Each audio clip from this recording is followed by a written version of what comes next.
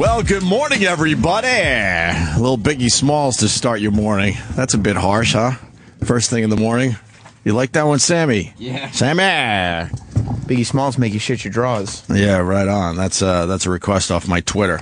I'm finding songs to start the show every morning, and that one came in last night. I didn't recognize that one. I don't know Biggie's music. I love Biggie. I don't know much about Biggie, but every time I hear a Biggie Smalls song, I'm all in. There's a video of him rapping outdoors in Brooklyn or something. You ever see that? Where it's just, I guess, were they freestyling? Yeah. There's a real genius art to being able to do that. I watch 8 Mile once in a while. I'm like, wow. Are you inspired by I am. It's like, it really is hard to do. Do you want to get into some kind of rap battle I out certainly there? do, but I'd be terrible at it. Hi, guys. I'm here for the rap battle. Yeah, I'm here for the rap battle. Like, I can't even rhyme with that. Right. Who am I going to take on today, guys? Yeah, who's my opponent? Right. They would fucking kill you. Oh, there you go. There's your 8 Mile. Yeah. There's footage of the actual rap battles Eminem used to have that film was based on. They're really old and shot like on a recorder. This Eminem has a lot of turmoil. I don't know how he sleeps at night. Pills. Pills? You think it's the pills? I don't know if he's knocks down the turmoil a little bit so he could get a good night's sleep? Yeah. He's always got an issue. A lot of anxiety and turmoil, this Eminem guy. Even with all that money he's got. He was 17. We're watching. There's a Biggie video.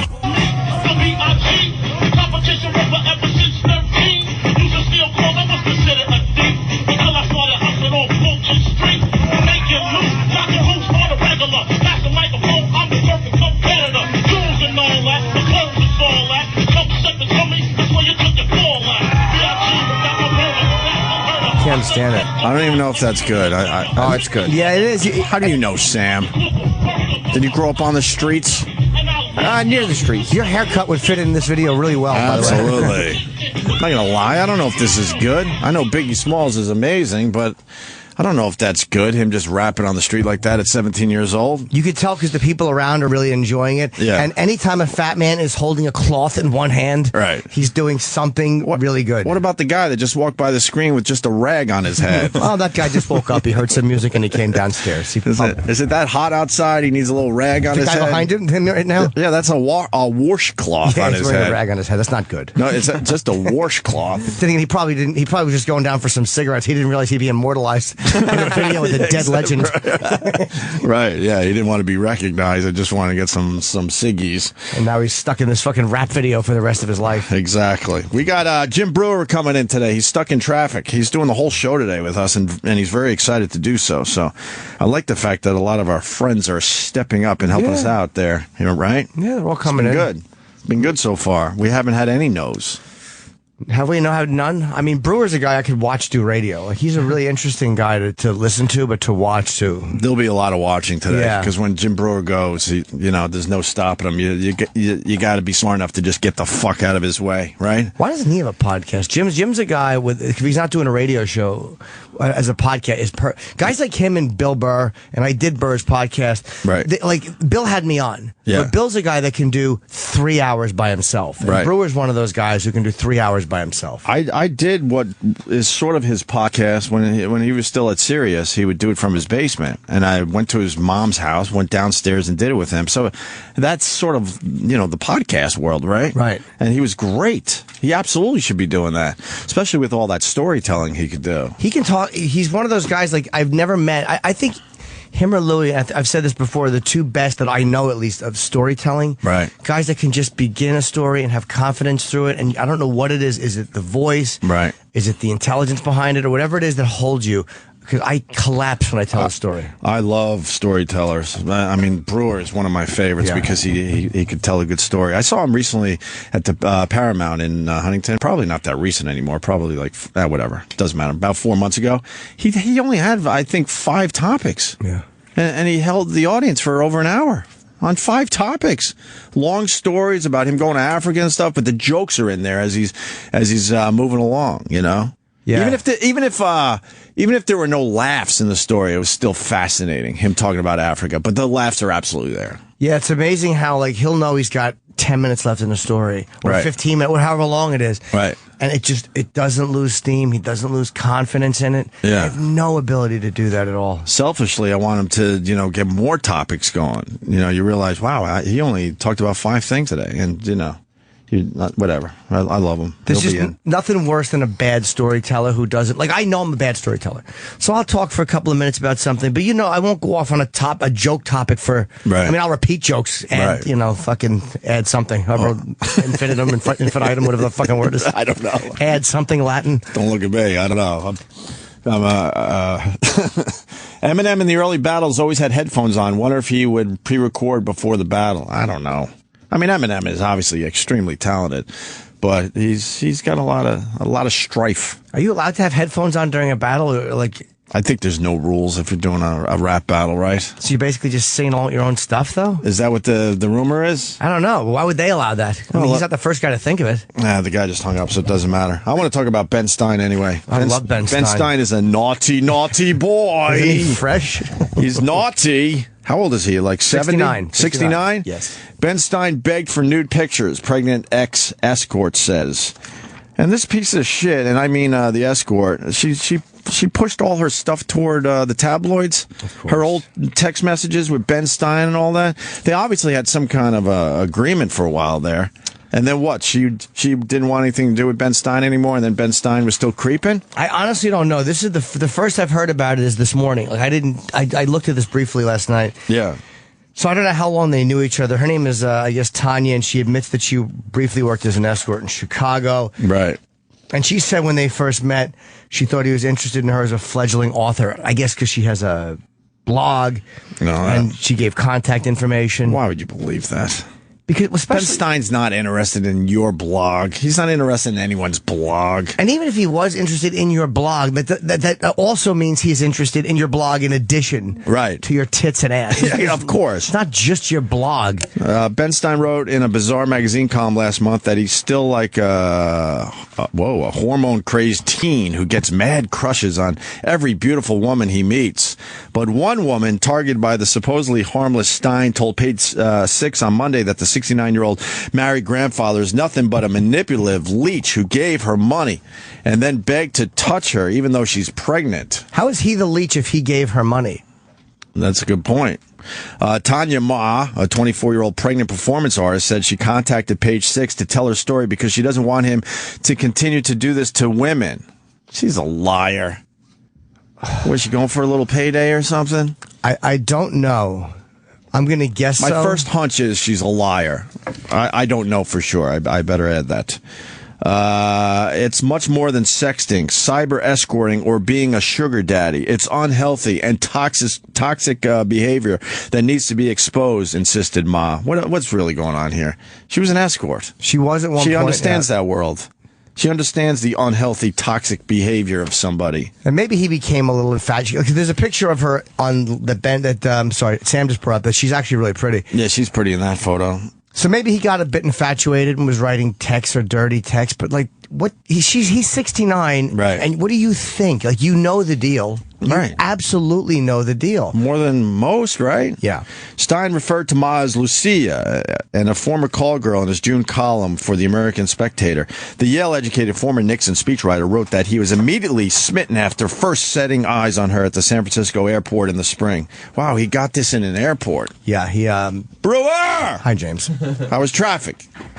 Good. Gotta love that Lincoln Tunnel traffic. I gotta love that nonsense song you started off the show with. Oh, you like that, huh? You appeal to your 3 listeners that listen to that? We have a lot of rap fans. Are you kidding me? We're big in the rap community. Was that a little too harsh?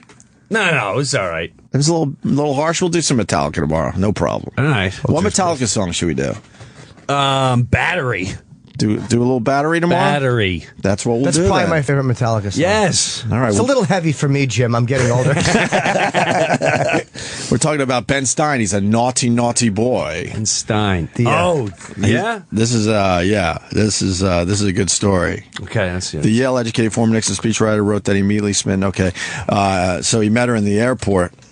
She was a stunningly beautiful, absolute knockout young Eurasian woman, Stein wrote, and we have been in touch almost every day since. Tanya, who admits she briefly worked as an escort in Chicago, said that when she first met Stein, she thought he was interested in her as a fledgling author. She has to know. Come on. It's like she knows what he wants. Oh, it's in the paper? Yeah, it's in the paper. Not only is it in the paper, but all these text messages are in the paper. She pushed all her text messages to the newspaper. Yeah, so the next time, by the way, that the NSA, I said the NSA spies, this is why they do it, because this is kind of who we are as a public. This is what we feel entitled to. Right. So spy away. He said he'd read my blog, and I gave him my contact information, she said. We texted for about 4 months. Then he asked me to send pictures. He said he was very captivated, and he just wanted to remember me. After a while, he started asking for more racy photos. Yeah, because as an ex-escort, you have no idea what a 69-year-old guy is looking for. No idea at all. Right. He just wants to read your blog and help finance, a pop-up book about what it was like when you were a hooker? Fucking idiot.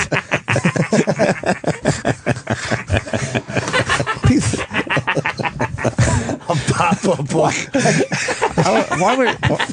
Why would a 69-year-old be interested in your blog unless you were hot? Of course. I mean, come on. How stupid are you? And he was saying things like, I want to hug you and kiss you in the text messages. And I guess she said I wouldn't. She said she wouldn't have sex with him. That was his in. That was his excuse. Yeah. Then earlier this month, he wanted to place me in a hotel near where he lives in L.A., Ma said. But the day before I was supposed to meet him, he texted me about wanting to touch and kiss, she said.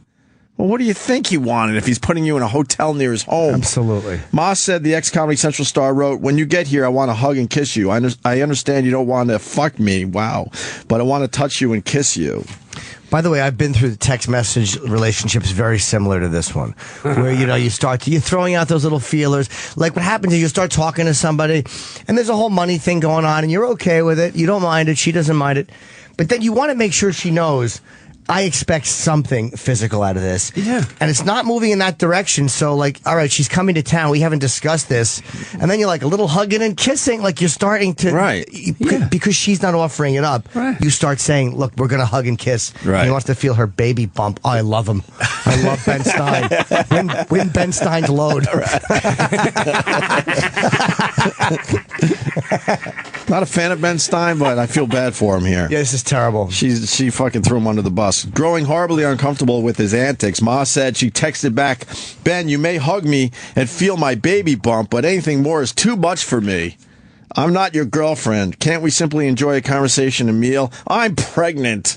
Stein responded, your note hurts my feelings. Insulting. Shows zero appreciation. Yeah, Ben was a little groveling there. When she said, I'm pregnant, he should have wrote back, but your mouth isn't, and then put a smiley face. He said his wife knew about everything. Oh, no, he's married. But Stein denied to the Post on Monday that he ever did anything untoward. She is a person I've only met for less than 5 minutes at an airport. I've never touched her. I have never had any sexual contact with her. I should get a medal for helping this woman, Stein said about Ma. There's one line in here. Sorry. This is No. Where's the? There's one line in here that really makes me want to hug Ben Stein, and as he's trying to defend himself, and at the end he goes, "Here's the real story." Ben said. Has never had any criminal charges or ethical blemishes in his life. She tells him a sob story. He helps her out thousands of dollars. She says she's going to have a baby and the father of the baby isn't going to help her. Ben goes, I didn't expect anything from her. Hugging and kissing doesn't mean I want to fuck her. I said that explicitly in my text. What's wrong with wanting to hug people? Ben. Jim, stop it. Brewer, you're married. Would your wife just allow you to hug and kiss and feel a baby bump? Oh yeah, that little part. And feel a baby bump. Sweetie, she felt bad. She just needed a hug. Right. That's all I gave her. And a kiss, and then I felt her baby and some bump. money. Yeah. There's so much going on here. Why is she exposing him? I'm a little late on this. Why is this in the paper? Why is she exposing Because him? she finally realized that he doesn't give a crap about her blog. It's obvious. Or he won't give her the money she wants. I don't know what actually pushed her to this. She caught a big dumb fish from the minute she pulled that reel in. My blog, she knew what was going on. Come on, man. She was luring in a dumb old man. This is a person who appealed to me for money. Where does she live? I don't know. She said she would send me some examples of her performance art. Some of those examples were racy and some were not. I just don't get what I have done wrong. She is mad at me because she wanted more money. Well, he's stupid. Yeah. What? I don't get these guys. I don't get any of these guys. If you're going to do something, You got to do it like you got to meet in a back alley today. Yeah. And you got to hang out by a dumpster or a guard. You can't text ever. You can't send pictures. Like, when are these morons ever going to learn? Like, don't even speak in public. Right. Just hand each other a fake note or something and then work it out. Pay cash. Pay cash for a room. Like, Pay cash wherever you go. I'll meet you over here for cash. And they deny everything. Wear a horse head when you walk in the hotel. Because you know security cameras and they catch Right. you. You got to wear a horse head. You got to pass off notes and meet in a back alleyway. These morons are texting. But she'll take the notes and she'll give them to the press. Well, no, you write it with your opposite hand. That's not my handwriting. Get a homeless guy to write out the notes for you. Yes, give him $5. Let him write out. He'll set it up. Why? Yes. I mean, just stupidity. Him and all these people who take a picture of my dick, and hopefully no one will ever find out. What's the matter with hold you? on, Jim. Let me step in right there. Sometimes taking a picture of your dick is okay, but just don't have your whole body in it. Like, never use your face in it. Still, why would you text it? You're still texting, and whether it's your dick or not, you're already saying, "Hey, I'm sending your dick. I just want to let you know, Here's my dick's on my dick." mind. Here's maybe not my dick, but now you're thinking of dick." Yeah. It's like you're not sending flowers over the text. You're sending dick. Well, you might want it to be attached to your phone number if it's a good picture. Yeah, But, it all depends. Yeah. Well, and Jimmy's in a different world. I'm than single. us. He's a Yes. single man. Much He's fishing. Let He's me tell you fishing. something. I got dead eyes. If you look at any picture I take, I got dead eyes. Because you don't want. I just got straight dead eyes. Why? Because your wife's like, oh, I see you. No, because I know you had the a- effect. Right. I just, not that anything she would do. I don't even want to be put in that position. Right. It's just not worth it. Can I see your dead eye face? I've seen that. I've seen that in a lot of. It's a very disappointed look. Thank you. Right. Thank you. Oh my God, if you weren't married, I'd let you take my fat tits and I'd rub them all over your face and ear. Oh, thank you. Thank you. I appreciate it. Thank you. I mean, we're all just getting really wasted and we're walking around with no panties. And we like walking on all fours and we love it. Or you just have to hang out and maybe do the goat for 10 minutes. Thank you. Thank you. Next. Phenomenal order. Thank you. The offer's fantastic. I'll take a picture, yes. I mean, how stupid can you be? Ben Stein got caught. I mean, he's like, I don't understand He what got I did caught. wrong. What a moron. He was trying to be naughty. She was hoping that it was more than what it really was, where he was just being naughty. He threw that whole "I'll read your blog and check out your performance art" stuff. She was hoping that maybe there was some kind of interest. Then she realized there was no interest and decided to fuck him over. What are the performance art pictures? End I'd of love to story. see them.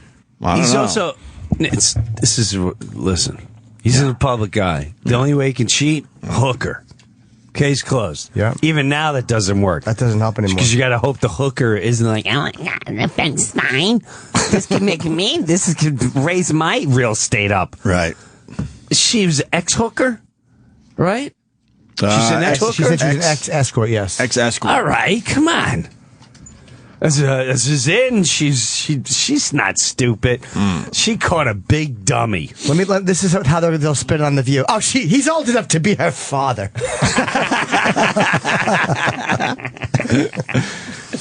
She's got a nice avatar on her Twitter. She's better looking on her Twitter. Was that her that you just popped up? Yeah, and who wins here? She does. Oh, that's not her. That's another Tanya Ma. She wins here. Is she? She's Asian, but is that like a Thai name? M.A.?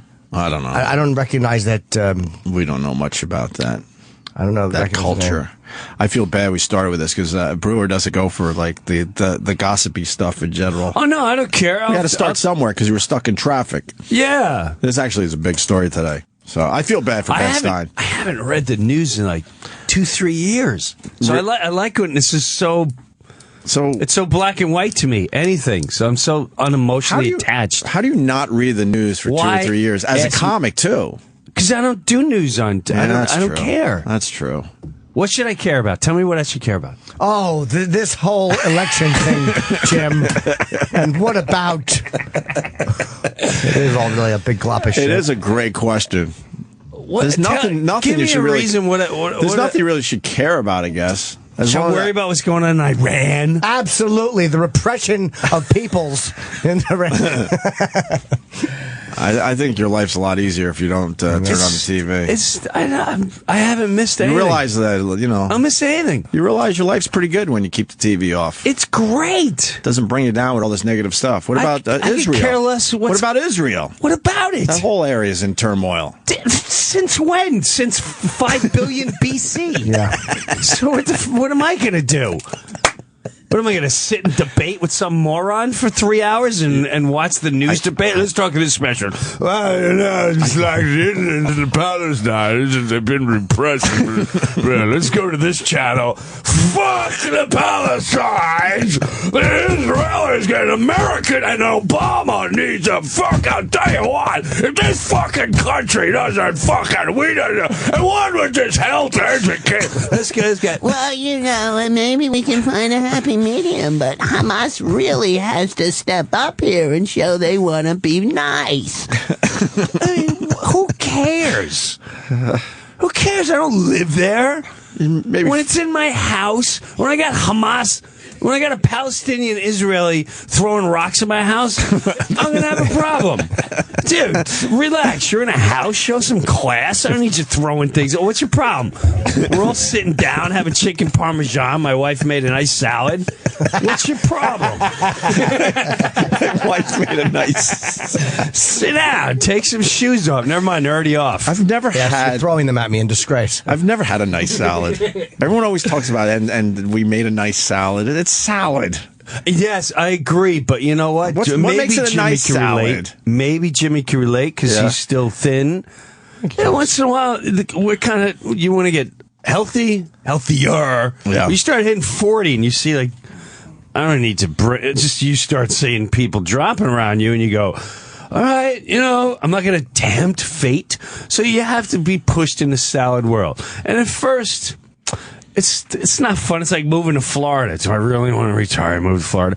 But then you're like, yeah, you know, Captiva's not too bad. Right. That's a nice Florida. Captiva is nice. You get a salad with a little cranberry, maybe some cheese. A couple of walnuts thrown in there, some sugar on them, a little flavor. That's a nice salad. Nice salad. You said You know cranberries, what I had right? a good the other day? All right. Oh my God! Yeah. I almost moved to this section of upstate New York. They had feta cheese and watermelon. I was already sold. That's actually pretty good stuff. It's a nice All salad. That makes for a nice salad. It's a You're nice right. salad. You're absolutely right. A nice salad's not too big and not too small. That's right. It whets your appetite, but Yes. it doesn't stuff you for the main course. We've come a long way with salads too. When we were growing up, it was lettuce, Yeah. Yes. a half rotten tomato, and maybe a piece of cucumber. That was it. That's all you got. You want some French 1,000? Right. That was all. And some dumb piece of onion, maybe. Or Right. Ken's Right. Caesar. That was the salad dressing we had. Ken's Caesar dressing. And maybe a crouton or two. Yes. But now they're throwing, craisins in there and watermelon and They're throwing it all in there. olives. Yes. It's all right. You're right. You Ken's could have a Steakhouse. nice salad. I like a good salad. Same as a nice salad. This guy's killing me with the coffee. What happened? Who's? You need coffee? They're getting it. Oh, I was gonna get a little old dark right down the alley here, but I was Their coffee sucks insisted here. not to go there. just because you have a Starbucks machine at work doesn't mean it's good coffee. No. Their coffee down the hall is horrible, and it's a Starbucks machine. I'm Yeah. drinking green tea. So- Little green tea. Hurts today. my stomach. So what other news should I know about? This is all we need to know. What about the, Ben Stein's cock still works. Good for you, Ben. What about the Malaysian air crash? That was a big story. What happened? In the Ukraine, in a war zone. What now they're trying to happened? get the bodies back. Passenger plane was shot Passenger down. plane by was shot rebels. down. That wasn't nice. No, it certainly was. That's exactly what the headlines read. That was not nice. Don't need to be so official and newsy. And now we hear from the Malaysian, what are they, president? Not nice. It was not nice. Not nice. Not nice. But how does that affect you? You're right. What am Unless I? you're- What am I doing? Go Unless you're- march? Unless you're a world traveler, you just want to make sure they don't fly over the Ukraine. Why would I be in the Ukraine?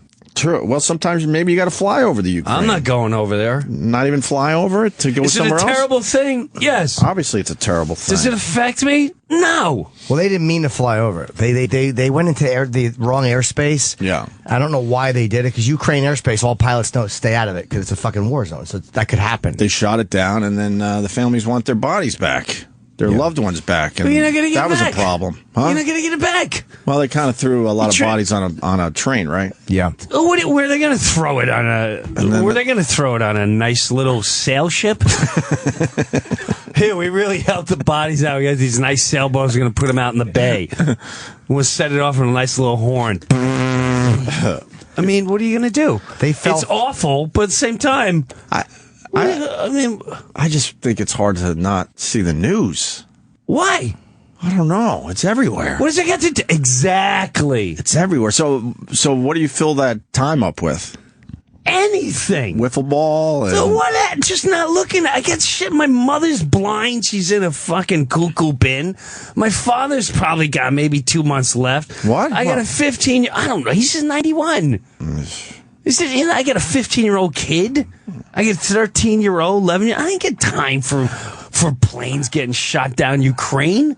I saw an old video you did it with your dad, making him race around the island in your kitchen. That was like a year ago. I said it's old. It was for NASCAR or something. Oh, I thought you meant when you said old. I thought you were like, his name was. Oh, no. All right. Yes. I made it, was that the one I made him wear bunny ears? I didn't see the bunny ears one. That was funny. He makes his dad race around the island in the kitchen, and he tries. That's his exercise. And he tries to set new world records. Yes, and do you know how what I edit out because the kids are watching is the fact that I say there's a naked woman down his room waiting for him.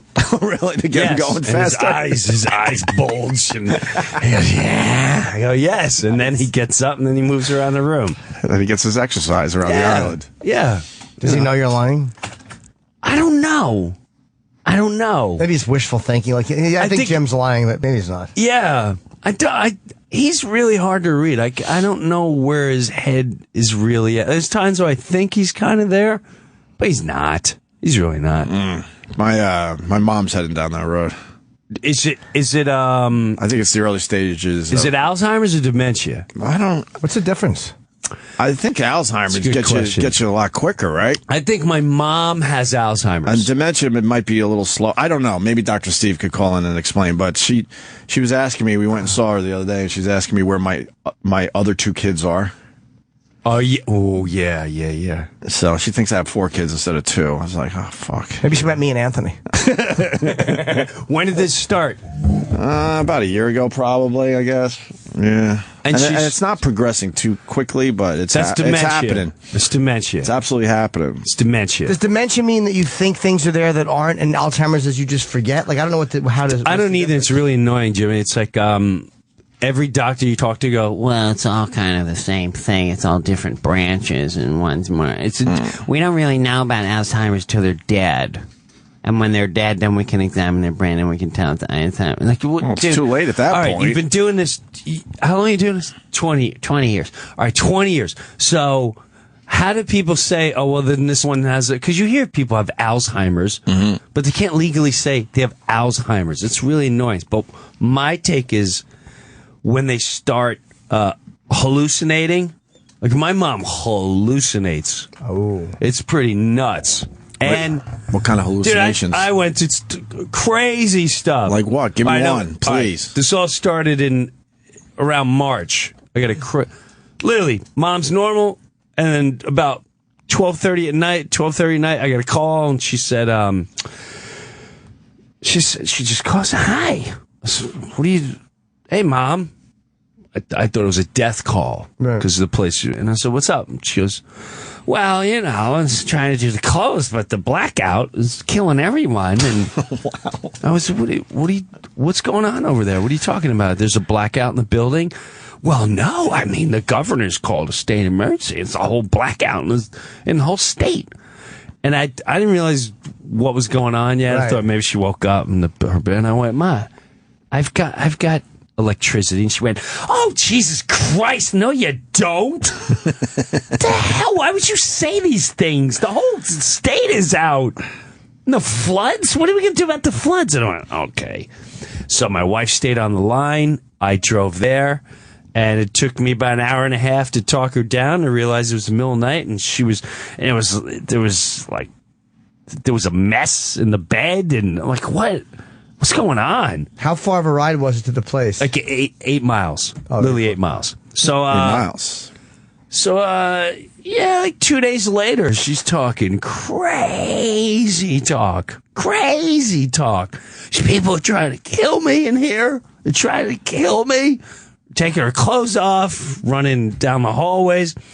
She had a urinary tract infection. You ever hear that? Of course.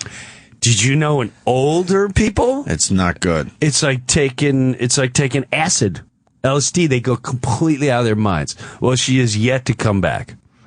She comes back maybe 70%, but she's not all there. A UTI will fuck that brain up? Wow. Out of their minds for months, if not permanently. Why is that? From what I understand, it's like poison, Yeah. and then if it works its way up to the brain, you haven't taken care. Me and you, we're gonna find it right away. Right. Like, oh my god, my piss hurts. Right. or we're gonna be like, it's every time I pee, it trickles. Sure. Something's going on. Elderly aren't thinking that they just. They're used to things being broken and fucked up, so one more thing is not even on the radar. Oh my god, I can't pee. I haven't peed in a month. This is weird. Right. So, and then all right. So, it comes to the point where I'm starting to. She lives in my house. She lives in your house now. Not now. She's in not independent living. Assisted Living. But before she went in there, she did a little run in my house. And when she was in my house, she would go, who the hell is this one that just walked in hanging out by the fireplace? And I'd look by my fireplace, and I don't know if, like, is she tripping, or is it like, oh, am I getting, this is my first-hand look at the afterworld? Like, is there something really going on here? Right. And she's looking dead serious at it. And I went, what is she? She goes, the one with the hair. So I'm looking at the fireplace, and so I got up, and I said, Ma, is this where the person's standing? She went, no, she just moved over. And so I looked, and I went, okay, I'm going to try to grab her. And then she kind of realized, like, wow, I'm tripping. Right. And I said, there's no one here, Mom. Mom, don't you think that with the kids in the house, I would not allow a stranger to just walk in and just hang out by my fireplace? You're trying to use a little logic. Yeah, and she's done it a bunch. She said, that little girl's so cute downstairs and no one's home. Isn't that creeping you out a little bit? A little bit, Because you're yes. wondering, maybe when you get older, maybe you start seeing ghosts and all sorts of crazy shit. For real? And, yes. And us, we're thinking, all right, they're just nuts. Yeah. Dude, but I got a mess and a story and a drama to lead all the way up to. We got family battles going on. I'm not talking to my sister. What? Oh, dude, it's I paid. Hey, you know where to begin. Where it all started was. We could take a break. Let's take a break, but this is a journey, and I want people's opinion, because the more people I tell go, Breuer, there's something wrong with your family. There's no one. That's not normal. What just happened? Really? Yes, and I'll tell you the situation after our break. But Jim's dad has been texting with an ex-escort from Chicago, and there's a whole thing going on. Well, did I tell you the one time when he got sent to the hospital with the nurse he had that he was really attracted to? I didn't tell you this. I think you did. I think so. He was very attracted to one of the home nurses, right? He's really attracted to one of the girls. Yeah. He could all. He would pull it out. And that, well, I never physically saw him pulling out. They would claim the sheets would wet. Right. All right. So he's 90 at the time, and he's delusional. This story has it's also a story of hope. It made me realize, like, oh, okay. Long story short, she said, oh my God, I got to sit him downstairs. I have to sit him downstairs on the toilet. He's a little too excited, and I don't want to be near him. I'm going to do his clothes right now. So she's washed his clothes. She's hanging out, talking to us. And then About 10 minutes later, she goes down, and she comes back up, and she goes, "Oh my God, he's having a stroke. He's having a stroke. He's having a heart attack." So I went in there, and I really did think he was dying. I thought he was dying. His crap smells so bad that we light candles all over the place. It smells horrifying. It's disturbing. That actually does give me hope. You're right, because I like that fucking nice dump that ruins the whole family's day. Good for him. You can't enjoy your nice salad anymore. Oh no, you're just wrecking everybody's fucking holidays. Right. Shitting up a store. Fuck you and your nice salad. Good for him.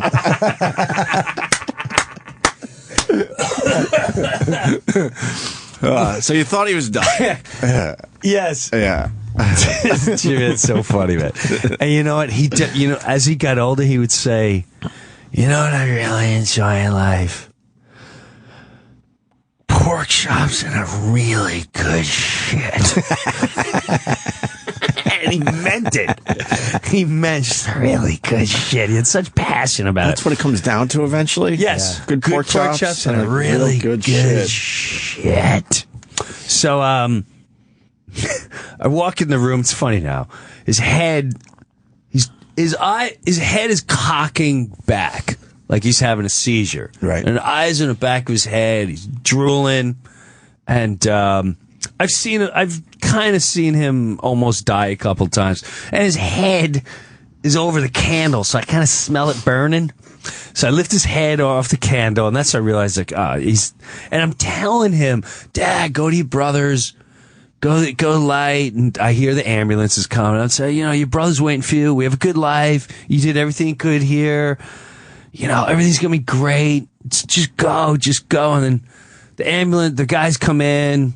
We got it, Mr. Breuer. And slowly, a couple minutes later, he starts. The smell is unbearable because he's also let a huge dump in. So usually when old people die, they die in the can. So obviously he's going. So the smell is just awful. One of the guys walked in. He's gagging. One of the cops are gagging. So everyone's standing back. Now they're starting to laugh and giggle. I'm starting to get a little agitated. Like, "Is everything all right?" And they come out and they're laughing, and I hear them. They go, "Listen, your father, he did have a stroke." I went, "What's so funny?" They go, "Well, it's not the stroke that he's going to lose feeling or anything. It's kind of stroke that, well, you need a cigarette and a nap after." And they go, "We just found what the problem was." I went, "Oh my God, are you kidding me?" And they went, "No." And I went full release. Like, "Oh yeah, it's all over." And it's, he jacked it out and to the point where he had to go to the emergency room. So, in a way, I know that sounded crazy, but in a way, I was like, wow, you can be 90 and still pull that off? That gives me a lot of hope. For him. Yeah. That gives me a lot of hope. And not only to be able to do that, but to do that and then take a giant awful shit On top of it. Oh right. my! And then just almost fall asleep on a candle. What a way to go! That's a hell of a Fucking day. rules. That does rule. What are we doing? We're watching the stupid news is what we're doing. You guys are worried about... Do you think my dad's worried about who got shot down over Ukraine? He's dumping with his head over a candle while he just blasted off. Do you know how good a load you have to spill to fall asleep on fire?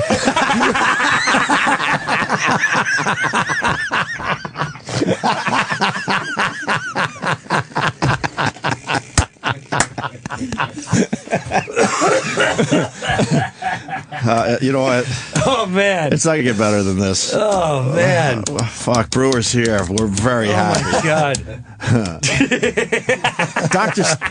We'll talk to Dr. Steve after the break. That was too good. We got to take a break on that note. That's that's too a good closer right there. Because Breuer's got a good tease. The family's not getting along. He's not talking to his sister, right? That's what we're talking about after the break? Yeah. Okay. And now you guys tell me if this is...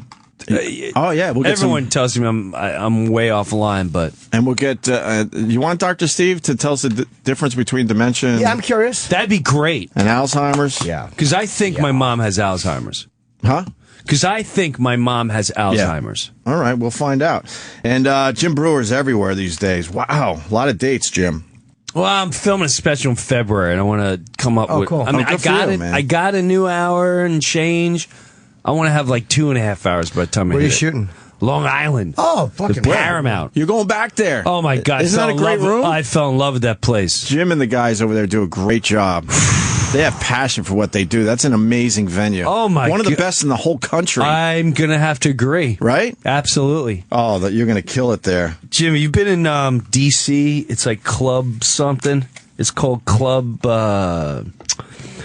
Darn it! I'll have to find out. But it's like Club 9 or Club something. No. Oh my God! I told. Oh my God! I told you have to play there. He wants you in a second. No, he means in D.C. I mean, but the Paramount is what he's referring to. It's just like the place in D.C. Oh. And you should play there. You would have a You didn't ball. play the Paramount? No, I never did. I'm telling you, you would love it. You'll never play anywhere else after that gig. How big is it? 1,200? Yeah. I probably did all alone. He might squeeze a little more even. You know, a little something. I think something. 1,200 with seats. Right. Okay. I have to do them with seats. Oh, It's a great room. You'll sell out, and you'll think you're at the Garden. I can't explain. That place is unreal. It really is great. Maybe I'll try. I haven't done Long Island in a couple of years. Maybe I'll do it. I saw Stone Temple Pilots there. They were great. I saw you there. I've gone there a bunch now. Didn't they have Volbeat there? I want to see Volbeat. You like Volbeat? The 930 Club in D.C. that you Yes! just mentioned? Yeah, what a great room. There you go. That's my new favorite room, too, in D.C. Where are you going to be? Oh, I don't know. All right, just go to JimBrewer.com for his tour dates. It's as easy as that. We're going If to they take really a want to break. find me, they'll find me. We got to get you coffee. I don't know what's going Let's on just with your hang. coffee. Don't worry. Just hang. That's what we're doing these All right. days. We'll get my coffee. We're not even really going news heavy, which is kind of refreshing. It's so. okay if you do. Not really. The people need it. You're making very good points. You really do. cares? I wouldn't watch the news as much if I didn't do radio. I feel like I need to be on top of some of this shit. For what reason? You make a good point. I don't know. I don't know in the end. Let me ask you something. When you're hanging out with your Right. gang, when you're just hanging out with your gang, and you're done with all the nonsense, do you really go into politics and all that jazz? When you're hanging with your gang? Hell no. No. I hate Facebook. Do you go into Palestine and Israel if you're not Jewish or Palestinian? Do you go there? Absolutely not. I don't hang with either of those people. You know what I'm saying? I hate Facebook for that reason because you find out your political affiliations, what your family's into, whether they're Democrats or Republicans and stuff. And then they start spouting off. I'm like, man, I liked it a lot better when I didn't know that you were a Democrat or a Republican. And people don't even know what they are. They just think they know what they are Because they see something and then they just repeat what they no one just has saw. their own opinion. Hell fucking no. They don't know what's really going on. It's morons. Where's his coffee? It's genius. It's good to talk about that. I'm obsessing about Brewer's coffee. Did someone go for coffee for you? Yeah, she went. Okay, all right. We're going to take a break. More with Jim Breuer. Jimmy's got his Vice show coming out tomorrow, right? Tomorrow on What is that? On Vice.com. It's a talk show. I hosted where I did a monologue and pre-shot sketches and interviewed Video guests. and all this. Oh, yeah, it's on... I want to watch this. Where do I watch this? Vice.com tomorrow. I think in the morning it comes out. I don't know how Vice releases stuff. And my guests are Mike Tyson and Dana White. So I'm cool is very that? happy with how it came out. And I saw one of the skits. It was really fucking funny. Oh, thank you. Yeah, really funny. I only saw one of them so far, but yeah. Thank you. So it starts tomorrow. Make sure you check that out on Vice.com. Stay tuned for more Opie. This is he's with Jim? How the fuck do I say that? Oh, so now they have an announcer and no name for the show. What is this backwards ass bullshit? God damn it. We'll be back in a moment. We now return you to the goddamn fuck show Opie and Jim Norton do with no damn name. The hell is that? Who put them in this position? Oh, and I'm to believe no one's even fixed their fucking studio yet? Who owns this dump? Christ all fucking mighty. Fine, we're back. You look at the bloopers, it's funnier. Just seeing Lars with that hat is funny. I want to check out the bloopers now. Look at these guys. Can I have a little piece of that muffin? God damn it, looks good. Fucking Breuer has a muffin. It's like a shrunken head in a tribe. I just want like a quarter inch of it. There you go. That's too much. That's a full muffin. Jim, that's too much You muffin. just gave him a piece, which turns out to be a full muffin. Yeah, I won't touch it. There you go. Where'd you get that muffin That's from? all I'm having. It's Starbucks. It's a Come on, Starbucks chocolate muffin. I'm not playing around. Man, well, Hey, where's this doctor guy? You're gonna have a nice salad later after having a You don't worry muffin about that. for breakfast. I'm running, doing a bike. I'm all on it. I'm on a bet with someone. I got like 3 weeks to. What's finish the bet? You're losing. Be in better shape. How do you show that? Just by the weight Having you lost? muffins and coffee in the morning. All right, let's get into the story. The family's falling apart a little bit, huh? Wait, no, I want to talk to the doctor. Is he calling or no? Yeah. Yeah, we'll get Dr. Steve on. Yeah. And then you got to get into what's going on with you and your sister, I guess. I'll tell you. Okay. We'll get Dr. Steve on first as you eat your muffin. He's a good doctor, Steve. He's a Kevorkian I've protege. heard Dr. Steve. Yeah, very We like good. Dr. Steve a lot. Yeah. I like him too. Well, dementia will cause the mind to go slowly, whereas Alzheimer's works quickly. He gets hard-ons talking about this stuff. Yeah, he loves he it. loves it. He absolutely loves Anything with death. I love it. it. Don't you wish Dude. his hair would catch on fire? Dr. Steve? Yes. Yeah, it would give me a great pleasure. I'm going to need some fluid to put my skull out. He's very calm. It's weird to see what I like seeing. I don't say I don't like seeing it, but watching my mom go down this path or whatever, you sort of see where your life ends up and what you start seeing. Like she sees.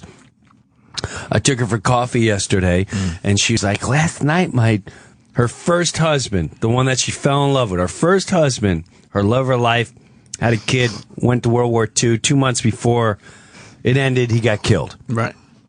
2 months before he was done with his service, he was killed. But last night, she's like, he came. It was really weird. He came last night, and he took me out of the bed and we just danced. And he brought me to the dance floor and we were laughing so hard. And he said, Doris, I have you. I'll come see you again. I'll come back. But it was so great to see you. I can't wait to see you. And part of me is like, whoa, dude, is that real? It's part of you has to think, is that real? like it's definitely the mind right. going back Misfiring. there. But that's just weird. Yeah. It's weird. It's also like by the time we're that age, hopefully they'll be a little bit better with that stuff, and that won't happen to us. Instead of 80 or 90, maybe it'll happen at 100 or 105. Hopefully it'll buy us a few extra years, if not.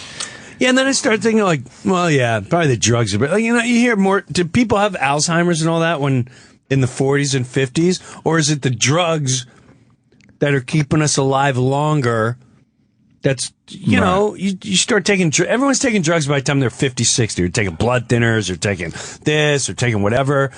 No one was living to this age, but now you're staying 80, 90, and more, and they're losing their minds. But is it the drugs that keep us alive? Like, We got to buy drugs I think we got to buy drugs to kind of to make us healthier. That it's almost like I had a doctor tell me once, the human body is designed to live about 40 years or something. Like that's how we were designed. 40. Yeah, back in the Roman times or whatever. And then he said like all this extra stuff is all just science and medicine.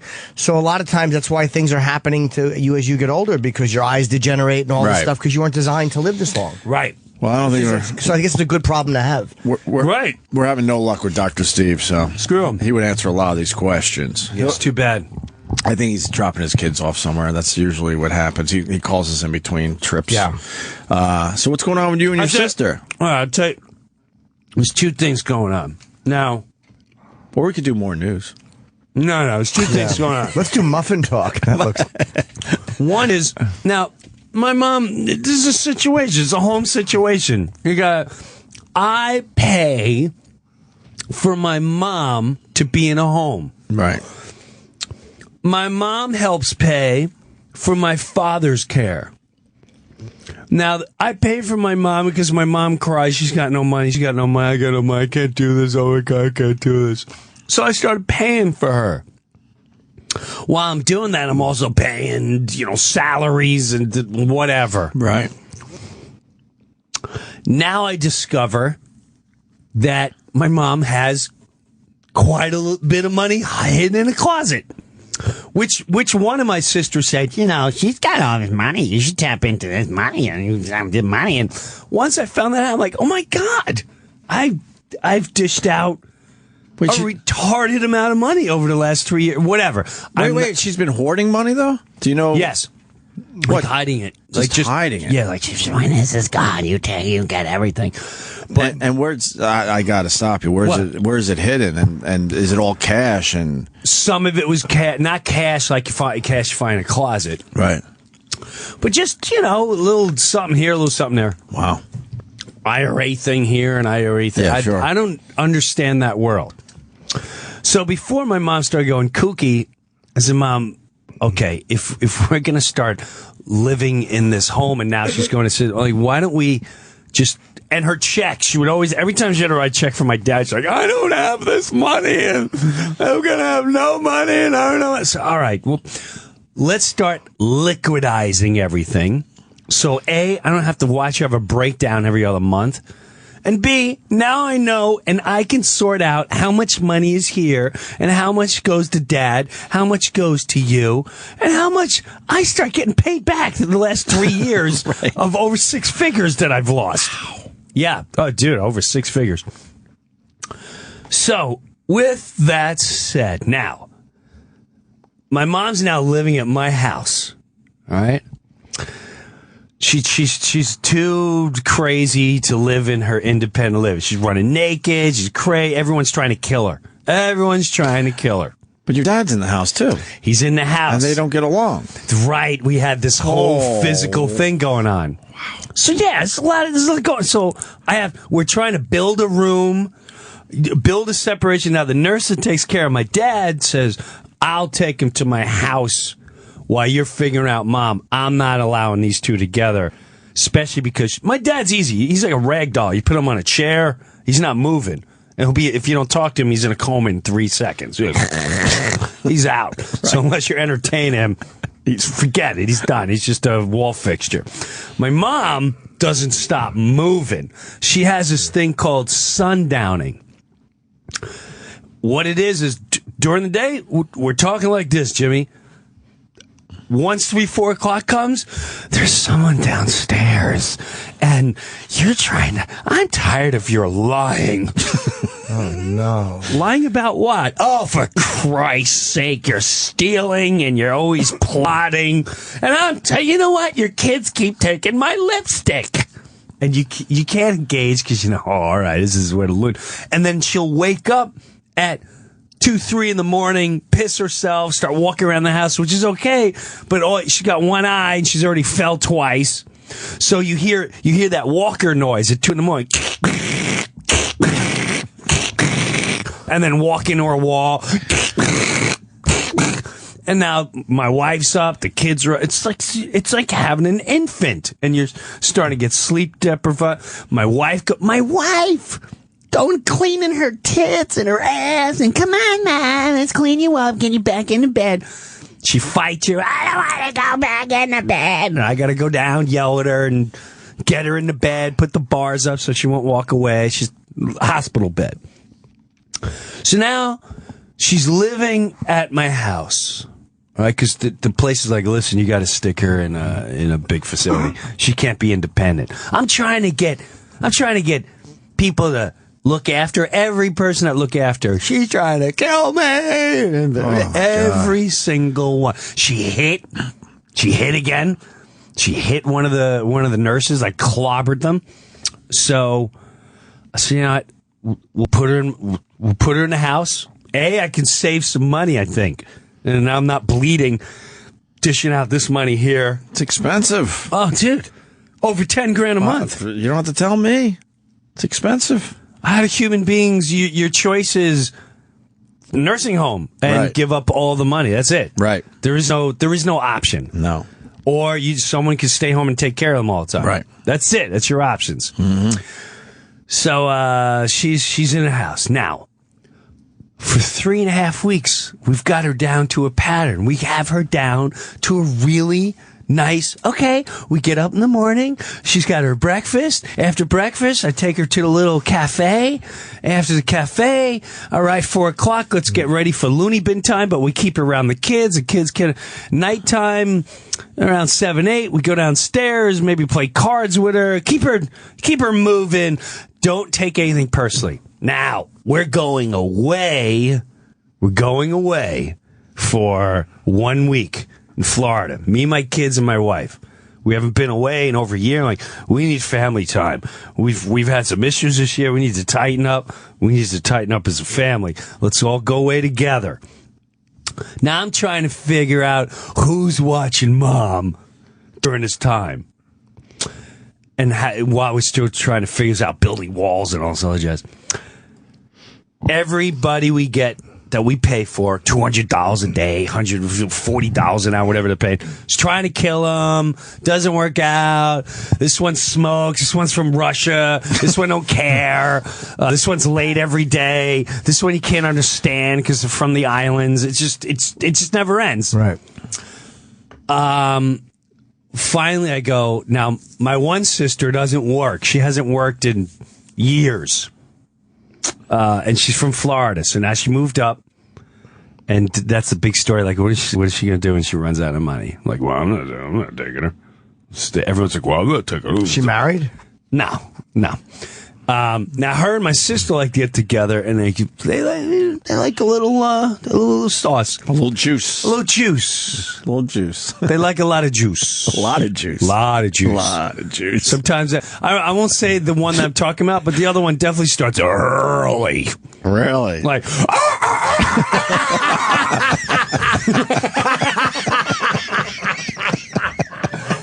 That's early. throwing cork sound whenever you want.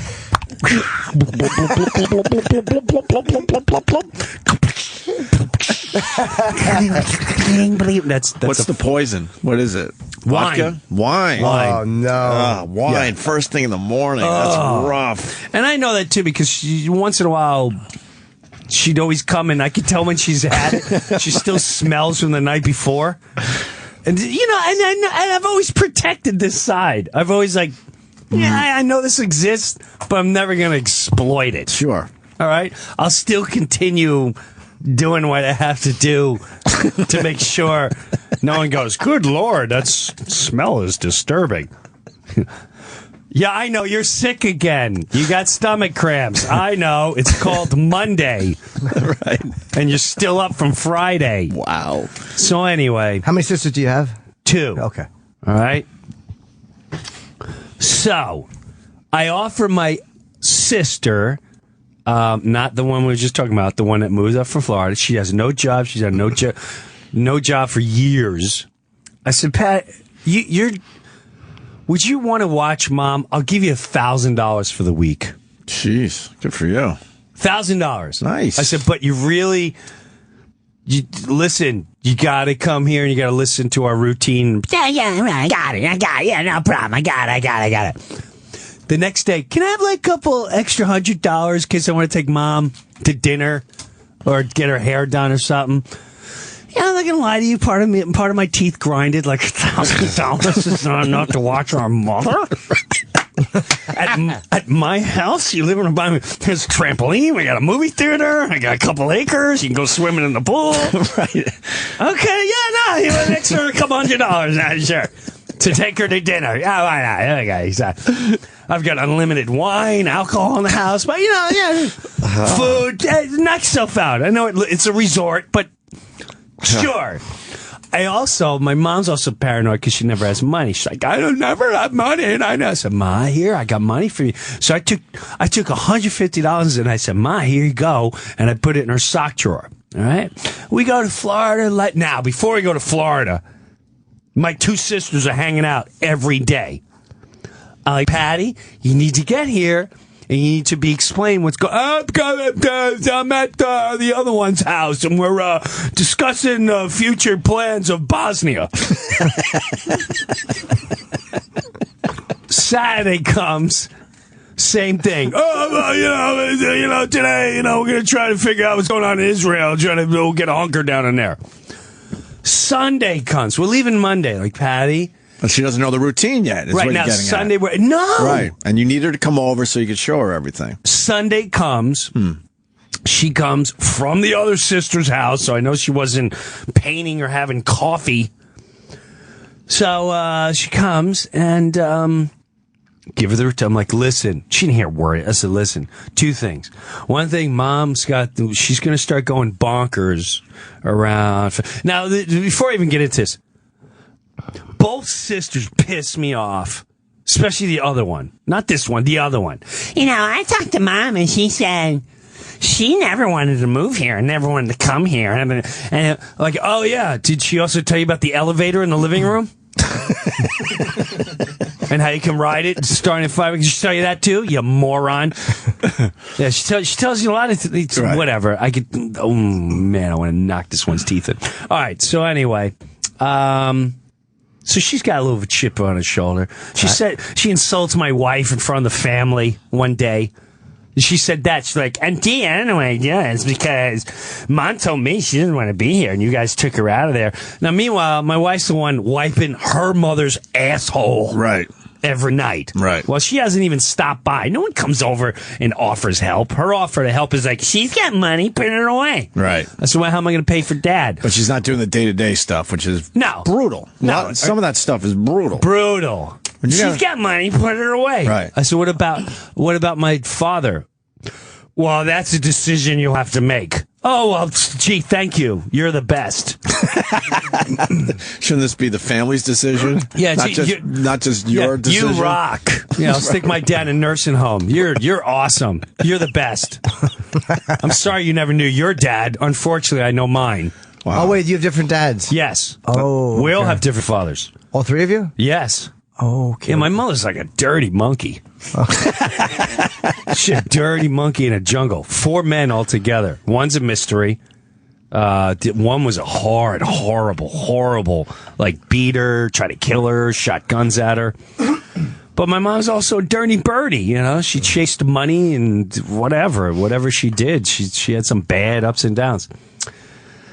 So we're going away. Everything's nice. I'm gone. Day 2. Day 1. I'm telling my sister. You can't even write this. I go, listen, first of all, your sleep pattern, you're going to have to change it. She gets up 6 a.m., right on the button, every day. Okay, I'll set my alarm. Patty, she gets up 6 a.m., every day. You can't be going to sleep and staying on the phone 1, 2 in the morning. Nah, I got. Okay. She also needs to be clean. All right, you got to, we clean her in the morning. Okay, no, I got. And the most important thing is don't be confrontational with her when she starts going cuckoo and seeing people. No, I got it. And most important, you can't take things personally. She calls me a liar every morning. She says I'm plotting to get her. It's just ignore it. She comes out of it about 9 in the morning. Okay, I got it. Second day in vacation, 2 in the morning, my phone's ringing. It's from the other sister. Chippa, we got a situation. Okay? We got a situation. So what's going on? I hear my other sister going, why are you doing this, Mom? Why are you saying it? She's like, can I talk to this one, please? Jimbo, she's mean to me. She's saying what? She said she was going to kill me. She was singing a song saying she's going to kill me with scissors. and she's imitating the song. I'm gonna get a pair of scissors and stab you in the heart. It's horrible. She's trying to kick me when I put her in the bed. Why are you kicking me, Mom? And I'm like, I hear the waves crashing in the background. I see my kids snoring. I'm like, why? Like, we went through this. You didn't hear a word I said. Right. I go, okay, all right. Put the wino in charge on, please. Okay, I'm going to put Mom to bed. Now, I hear her putting my mom to bed, and then she goes, no, Mom, we don't kick, because I'll kick you back. I'll kick you harder. Like, okay, all right, so my mom's getting a little, all right, I get puts her in bed. I go, Patty, Just get through the night. Do me a favor. Get through the night. And tomorrow I have my dad's nurse pick her up in the morning, take her for the day. You can have the day off. Why not? I'll throw out another $200 for the day on top of your $1,000 for the week and the $250 you need to take her out for lunch and stuff. And the $150 in my mom's drawer that was missing when I got home. So, with that said, I 6 in the morning, I'm up, and I text the nurse. The nurse picks her up, brings her. I talk to the nurse. She's like, she's good. She's fine. We took her to the park. We played cards. Her and your father did well. I'm going to bring her back, ready for bed, tired, but okay, great. Thank you. This nurse can just work with them without... Oh, my God. She's amazing. She's a god. Let me tell you something. When my father finally goes... I'm going to make sure whoever needs someone in their life, they get this woman. Wow, she's good. She's not even good. She's from another planet. She's the greatest thing that ever That's existed. rare. What country is she from? Panama. Yeah, exactly. Unbelievable. You have to be from another place to have, that type of a heart, I think. In that world. She's a born caretaker. Right. She's got problems with her children, so that's where it started. So she's just a natural caretaker. All right. So the day after the nurse, now we're in day 3. Day 3. Patty has to go, good, I gotta go. Now, my father-in-law is also hanging around the house, just fixing things, because he lives close by. He's a godsend. He's like, I don't want to make waves, but your sister's in the back. She's not really paying attention to your mother, and she keeps hanging out and walking in the street. I said, what? Yeah, I told her, and I'm just telling you. I mean, she was at your other sister's house for a while, and I'm not going to make accusations, but I'll just say she smelled a little. I'm like, oh my God. I knew this was good. I knew this is what I had a little faith that maybe something a little different. So, day 4. Midnight. Bang! I'm not going to answer this. I'm not going to answer it. I'm not going to answer this. 2 in the morning. Bang! I'm not going to answer this. I get up in the morning. Okay. Last night, the cops came. I had to call the cops on Mom. What do you mean you called? She's in the psych ward in Morristown Hospital. What? Mom's in the psych ward. What happened? Jimbo, she's hallucinating. She wanted to kill me. She went out the door. I said, did you put it back to bed? No, I didn't want to fight it anymore. I didn't want to. Okay. All right. Let me talk to the wino in charge. Jimbo, I was driving up and she was down the street. So my mom managed to walk over a quarter of a mile, almost over a quarter mile on her own before my sister realized, wow, where's Mom at? Wow. So with that said, I come back from vacation. My mom's in the freaking psych ward at Morristown. I need a cop to walk me in, and she's in there. It's a prison. It's a prison cell. The door's open. There's a toilet out in the open, and she's out of her mind and petrified. She's out of her mind and petrified. There's guys walking around going, what did you hear? He's on a phone. There's a local phone. He just keeps going on the phone every 20 minutes, pretends he's talking to someone, but he's not. Right. Joey said he's coming in here, and when he brings his lawyer, you're all going to have to go back to med school. And I'm watching this over and over.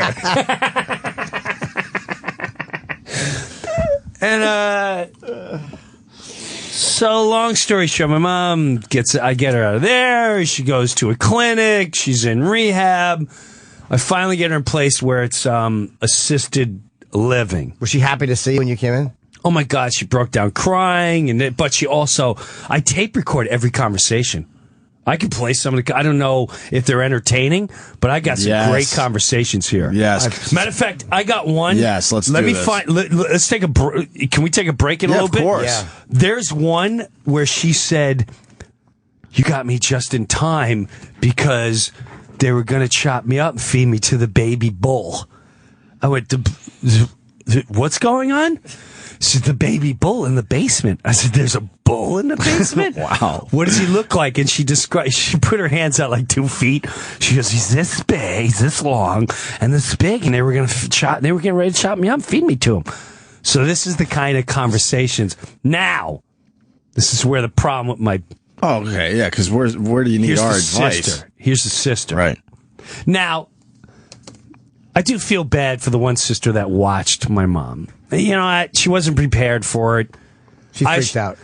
She freaked out. She took a lot personally. I get it. I really have no ill feelings towards her whatsoever. She tried. Kind of tried. She tried. She sort of tried. I gave her $1,250 for another nurse to watch her for 2 days for another $400. So she lasted 2 days. It's okay. I don't feel bad about that. Does she got the whole $1,250? Dude, I'll tell you this. I have some of your money left. She's talking about $80, and I don't even want to know where the other money. She didn't prorate the rate. No, give it back. No. But she says, I have your money. Every time she sees me, oh, I forgot to give you your money back. Now, isn't that the old, if I give you money, Jimmy, and I really don't want to give it back to you, isn't that the plan where I always go, oh, dude, I forgot to give you your money back. Yes, and I'll never remember. That's basically the point. I'll never remember. And basically, I do know, but I'm not going to bring it up because I also know she's ready to go, don't worry about it. But I'm not going to do it. You're not getting like that money principle back, thing. are you? Yeah. I don't want the money back. I'm just waiting on the principal to see, will she give it back? Or where others tell me, like, dude, they just take advantage of you and there's nothing that's, as an outsider, they just took your shit and ran. And so, now my other sister, I get a text. I'm going to read this shit. I'm going to knock her. I'm not going to say it. She pissed me off so bad. This is where I need your help. I want moderators. Okay? Now, she also stirs things up with wine and blah, blah, blah. So she texts me out of the blue. Something is wrong with Mom's accounts. Seems like a huge amount has been withdrawn. I have her bank statement. Something's very wrong. We'll call her accountant Monday first thing, with all exclamation points. Now, I've discussed with her. This is the same one that said, Mom has money. Mom has money. Mom has money. This one used to work for me, too. Take off whenever she wanted.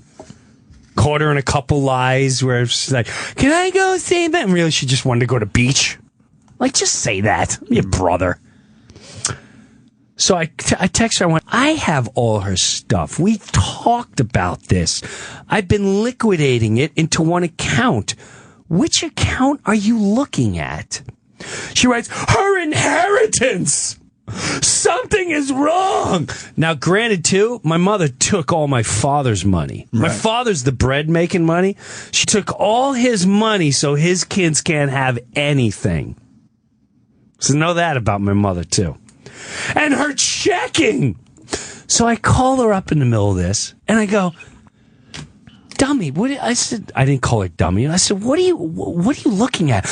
Jimmy, there's a lot of money missing. I told you I'm liquidating everything in the check account. And she jumps in and goes, not for personal reasons and writing tax off or taking care of money. That's wrong. What you're doing is wrong. I'm sorry, you're wrong. And shit. Dude, I saw red. Of course. I was like, you fucking, you mother, you. I'm proud of myself for not calling her a wino and a drunk and everything else I really wanted to say. I'm like, you fuck. And then I caught her in a lie because I go, wait a minute, what are you doing with Mom's bank account? Where would you get? Mom had it set up that she'd sent to me. That's a full-blown lie. She basically grabbed a statement when we were moving everything, and so now she's looking at it, which is so stupid because there's nothing wrong or missing. She accused me. And this is what I don't know. Is it the accusation, or is she worried that she's going to miss out on some money? Either way, I always hear people going, I'm never talking to my sister again. I'm never doing it. This crushed me. Yeah, I felt like I got clubbed in an alleyway. Right. And when I got up, I couldn't believe it. I was shocked.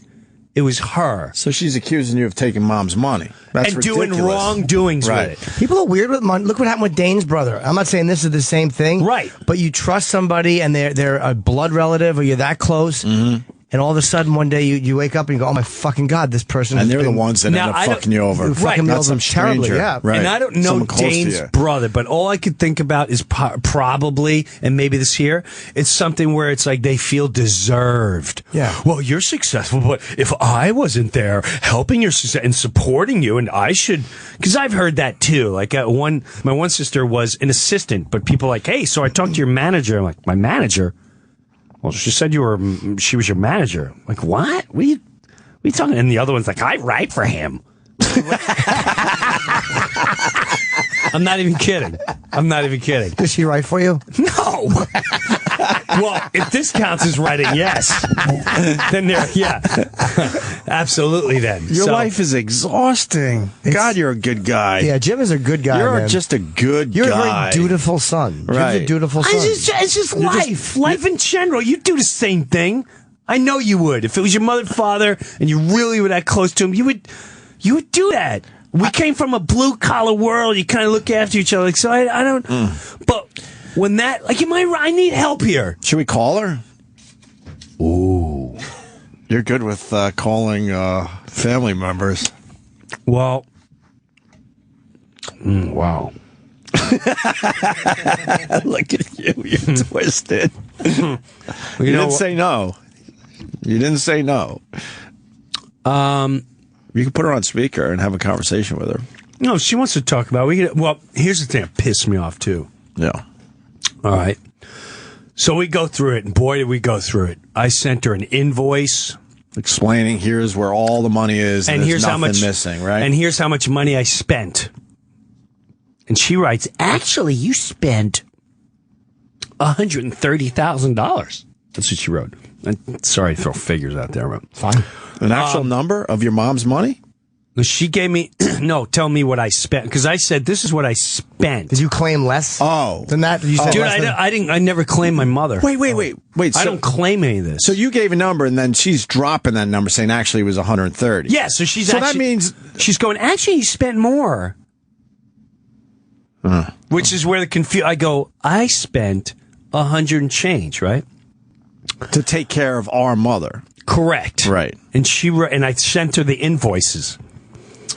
And she went, actually, you spent 130, but there is more than that, which is out of the accounts. And you deserve all of what you spent. But your cocky attitude tells a lot. You are completely out of line with your behavior. Oh, no. Yuck. How much? Right? How much has she spent taking care of your mom? Dude, she's never even bought me a coffee. Wow.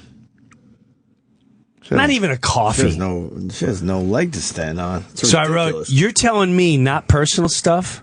That's not right? That tells me who you are. So she writes, this is what pisses me off. I was simply alerting you something was wrong. I know who I am, and I know who you are as well. So I go in this whole barrage. I go, I'm sorry that I said the word. I called her name. So you stupid fuck. I went off. Absolutely. I always have the best intentions for everyone. How fucking dare you? So I wrote, and she went, I'm disappointing you. No need to do name calling. Very shallow. I thought more of you than that. She calls up accusing me of stealing my mother's money, and I'm shallow for calling her a dumb fuck. Yeah, that's kind of like a human resources argument. That's the person who has kind of gotten what they wanted to get off their chest, and then they can kind of step back and judge your reaction. It's really a weird thing people do. Like that's a horrible accusation. And then the argument isn't that she accused you of robbing your mother. It's you called me dumb. Yeah, and this is now what she said. So she writes, I received copies only of mom finances. She set up that way. That's a complete 100% lie. I even called the account. I went to the bank. I'm like, Who gets a Miss Doris Breuer and an accountant in New York City? So that's all I need to know. That's all I need to know. So it doesn't go to this person? No, I don't see this record. So she's lying through her teeth. Sure. But you're never going to get the money back. You're not even going to get it. I can't. If I wanted to write a check right now, you get all your money back. I get all my money back. But the reason why I won't do that, right? Because I don't want my father in a nursing home. Gotcha. So I'm willing to take that beating, and pay for my mom, who is now 45. But it's coming out of my mom's account now. So my mom's account, I'm no longer going to dish my money out. All this money comes out of my mom's account. And when they both die, then I'm going to reimburse myself. And then if there's some left over, most likely there won't be, then I'll hand out what should be handed out. Right. And I think that's more than fair. Of course. You're the one taking care of your parents. It doesn't seem like they're involved at all. So, and then she went, your wife told me. Dude, there's so many. So she ends by saying, you are blocked on my phone. And when I say I'm done. Right? So this is on a Friday. I mean, I'm dealing with a 13-year-old. I don't mean to laugh so hard. It's funny. Okay, good. Life is fun. That's why I don't read the news. Who needs the news? Right, this is my news. You know, for the last hour, I forgot a plane crash in the Ukraine. Yeah. I'm not thinking of any of that shit. No. You're right. I mean, who cares? Right. Now, this happened on a Friday. This drives me bananas. Monday, 9 in the morning. We're sober. We haven't hit the bottle yet. Bing! My only concern is what if Medicaid turns mom down for coverage when they see her money is missing? Do you know? That's all I'm worried about. So I was going to let it go, and I couldn't help myself. I waited till about 5 o'clock in the afternoon. I went, I'm a grown man. I have an accountant. I have morals. I have nothing to hide from Medicare. There's no money, quote, missing. So no need to, quote, worry. And thank you for concern. When I need your help, I'll ask. You made accusations. I think I'm spending money in a foul. You think I'm spending money in a foul way? In a foul way? That's concern, and it's a shame. And that's how I ended it. You're right. You're 100% right. Why do you need our advice? I want to see if callers are like, have ever dealt with this. The callers are all like, you're describing my family. A lot of people relating to this. And then they'll talk to her, it's your family, you got to go back. I'm like, Dad, no. I mean, when I see her, I never thought I'd say this. I get this feeling in my stomach and I feel gross. And I don't know if I want an apology. Like, that's not, Monday comes. My only concern, you're not concerned. I think you got to work it out right here on our show. Just because someone is family doesn't mean that they can't suck. Like, just because people, of course. family are people you don't choose. Sucks. Of course. Yeah. And they know you make good money, and especially if she works as an assistant. So to you, money should be something that doesn't, like, they should be concerned with the inheritance because you have your own. That's probably how they look at the money. Right. Even though I'm dishing out. And then my part of it is to go, I want to go, well, let me ask you something. If Jim Breuer didn't exist, you guys would have nothing because they'd both be in homes, and that money would have been long gone by now. So, either way, you don't got squat. But the good news, the one sister could write for somebody else. She can write. She'd be a good writer. Okay. She'd be a really good writer. All right. But that's probably... She's got a big heart. I'll give her that. All right. She's a mess. She's an overall mess. But she means well. She's got a good heart. She means well. There you go. This one, the other I don't know, not man. so much.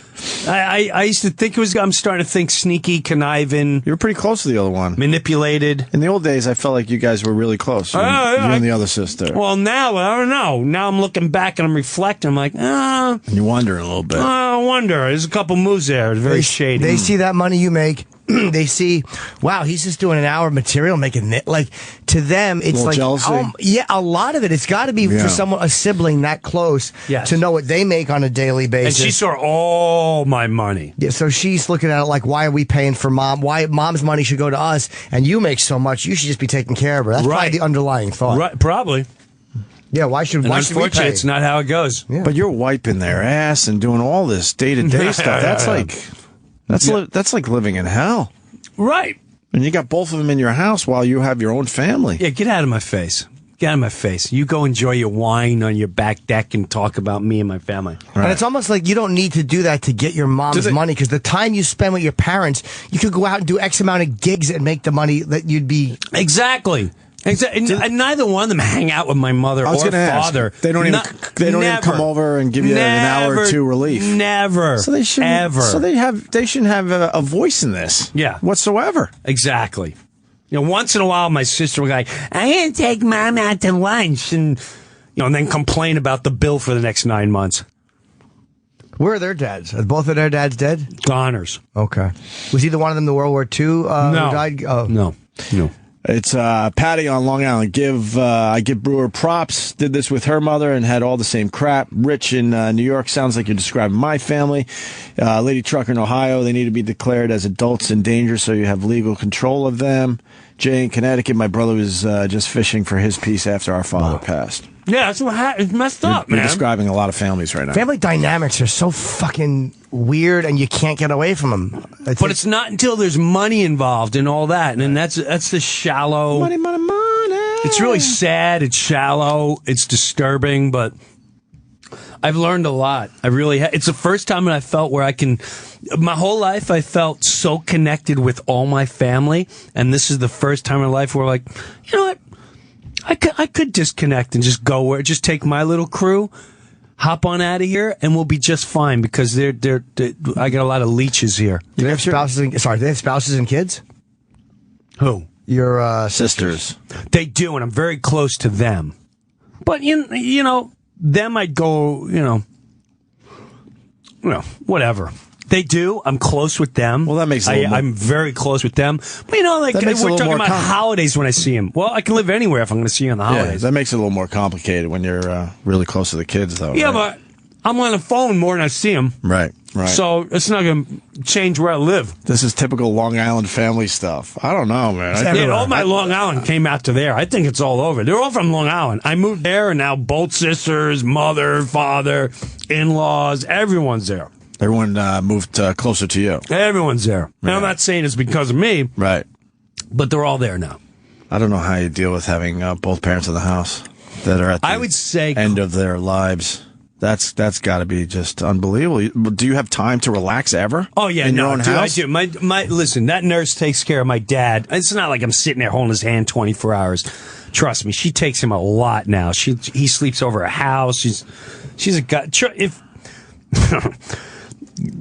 He definitely has lived a lot longer because of her. If he was at my house, he'd be gone by now.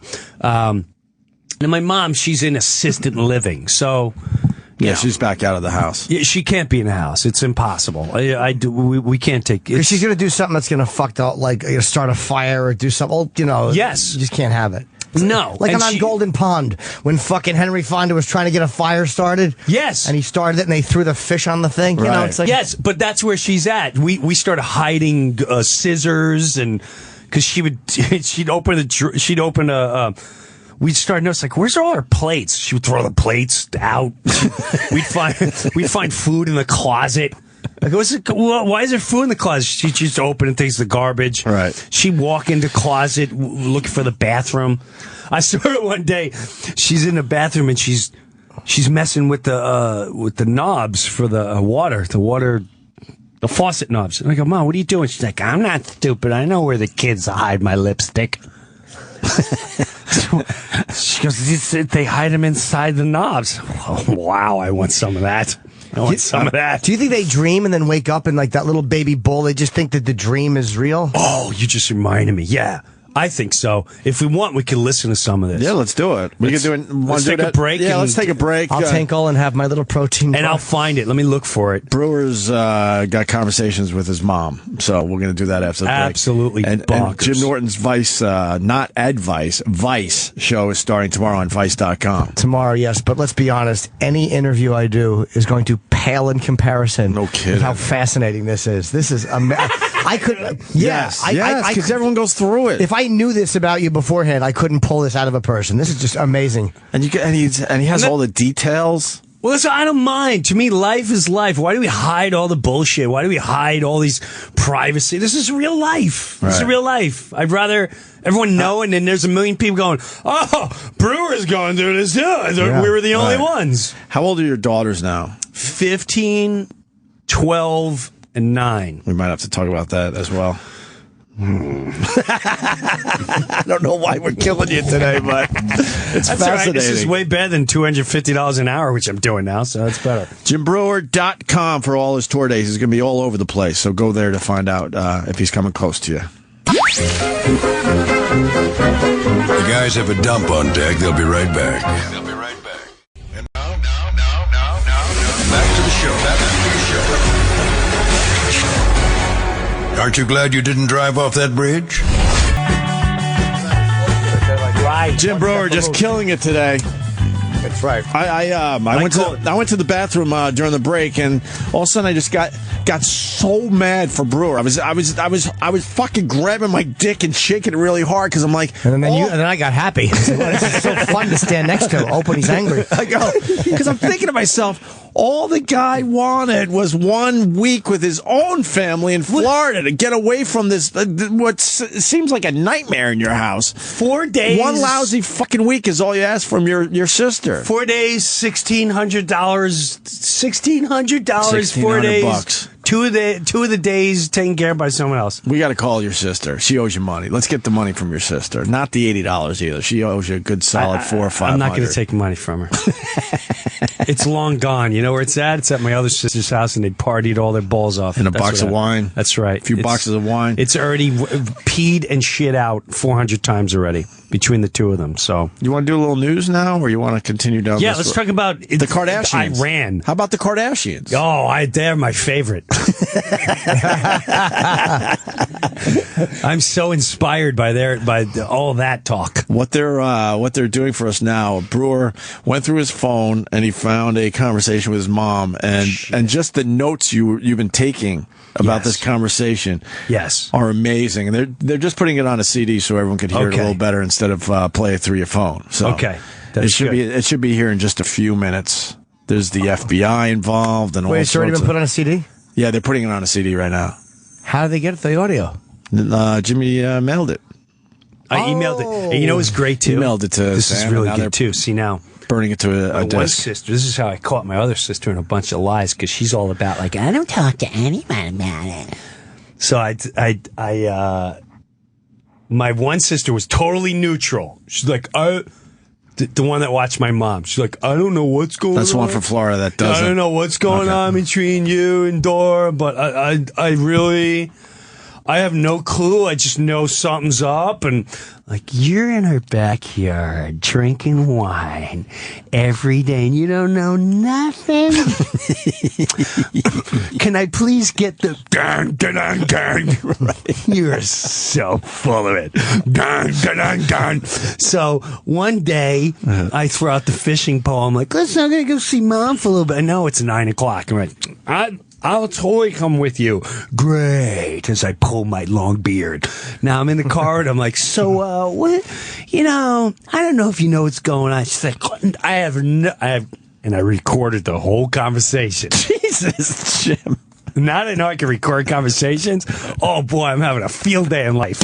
Jesus, did you date Donald Sterling?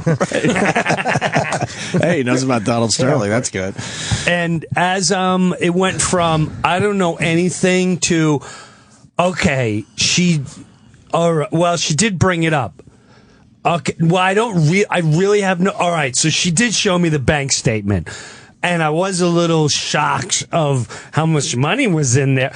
I don't know. We never really discussed. All right, maybe there was a couple of us. So it's like, just the whole situation. Like, why didn't you just call me? Why don't you just call me up? Go, can you just explain to me what's going on with the whole?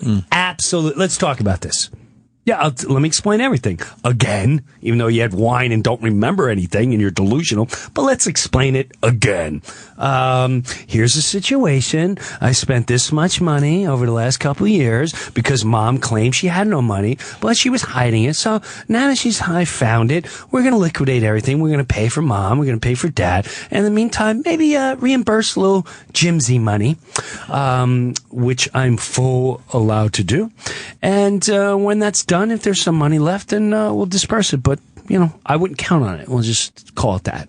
And discussion over, or would you like to debate? They're just mad because they're not going to get that money. They're trying to find fault with you because they're mad because they know they're not going to get the money that they feel entitled to. They had that money spent already. And they already had that spent, just like the $1,400 watching my mom. It was already spent. It was spent before I left. And now they're starting to realize, shit, we're not getting anything in the end. Yeah, so now my sister. Too much sense. Wait, do you think they knew about the hidden money? Or the one? Absolutely, 100% yes, and I'll tell you why. Now, my mom, as delusional as she is, before she went in Wackyville, said, I shouldn't have gave Doreen that money. I said, what are you talking about? She goes, now my mom flew to Florida because one of her cousins was going down the tube. And she milked his inheritance the last second. And they were, all the vultures were flying down there. And she goes, he left some cash. And Doreen started crying, saying, I can't afford the house. And if we just had a little more, but she's like, and I gave her like thousands and thousands of dollars to help her buy the house. But, I thought it was it is the right thing. That was a cool thing to do. Yeah. But that's something she'll never fit. That never happened. What? Like, yeah, sure. Sure. Go. Plop, plop. Fizz, fizz. Oh, what a relief wine is. It's early. It's early in the morning when it starts. Kicking track 4 of Guns N' Roses' Appetite for Destruction. Flowing like a freight train, flying like an aeroplane. Well, I'm a West Coast strutting, one wine drinking, I'm a lady that doesn't mind. I'm taking money that don't belong to me, 'cause tonight I'll be talking about my brother. Why isn't he playing Night Train? Taking money from my mother. E-Rock, let's do this. Come on. I didn't want to interrupt. Interrupt, he'll sing right along with it. I would prefer the $9 bottle. It's funny. Once in a while, I would spot check her. Yeah. And I would go over her house, and she would quick panic at like 9:30 in the morning. She'd take her wine. She'd think I'm not watching. She'd take her wine glass and she'd put it in the sink as if it was there from last night. Right. Like, do you not think I don't smell it on your breath? Like, you're delusional. Does her drinking bother you? Does it bother you? It didn't bother. It does not bother me. It bothered me knowing she was taking my phone calls and making business calls while she was having wine. Half in the bag. And she also once in a while we would have a conversation and then she'd swear, no, that's not what the conversation was. Right. That would piss me off. Gotcha. Because I also knew it was the wine. How did you find out about the money? She told me, then my mom told me, and then when my mom was like, listen, you should start taking this and look into this IRA. And then I started looking into it, and I was like, oh, my God. Oh. I said, Mom, I'd like to use this to start paying all the checks because you made it seem like there's nothing left to pay for Dad. And so now paying for you and Dad, yeah, let's use this. And my mom was totally like, listen, just take it. When I die, you get everything. She said that 500 times all the way leading up. When I die, you get everything. Everyone's fine. You get everything. If there's a little something left for the Troy boys, I'd like to take care of them. So that's no problem at all. So it's a healthy number that you found. Yeah. Wow. Not a crazy, enough to, healthy. If my parents live for 2 years, I'll be able to write those checks. I just want to hear Night Train now, E-Rock. It's such a great song. There you go.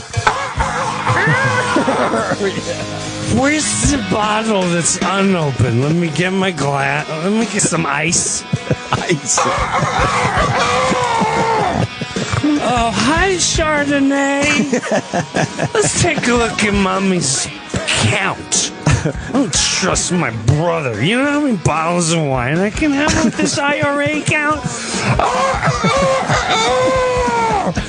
And all the guilt that I have inside I'll never admit to? Oh, this could pay off a lot of that. Quiet, you damn rooster! I'm up! Let me text him and pretend it's all better now before I gulp into this.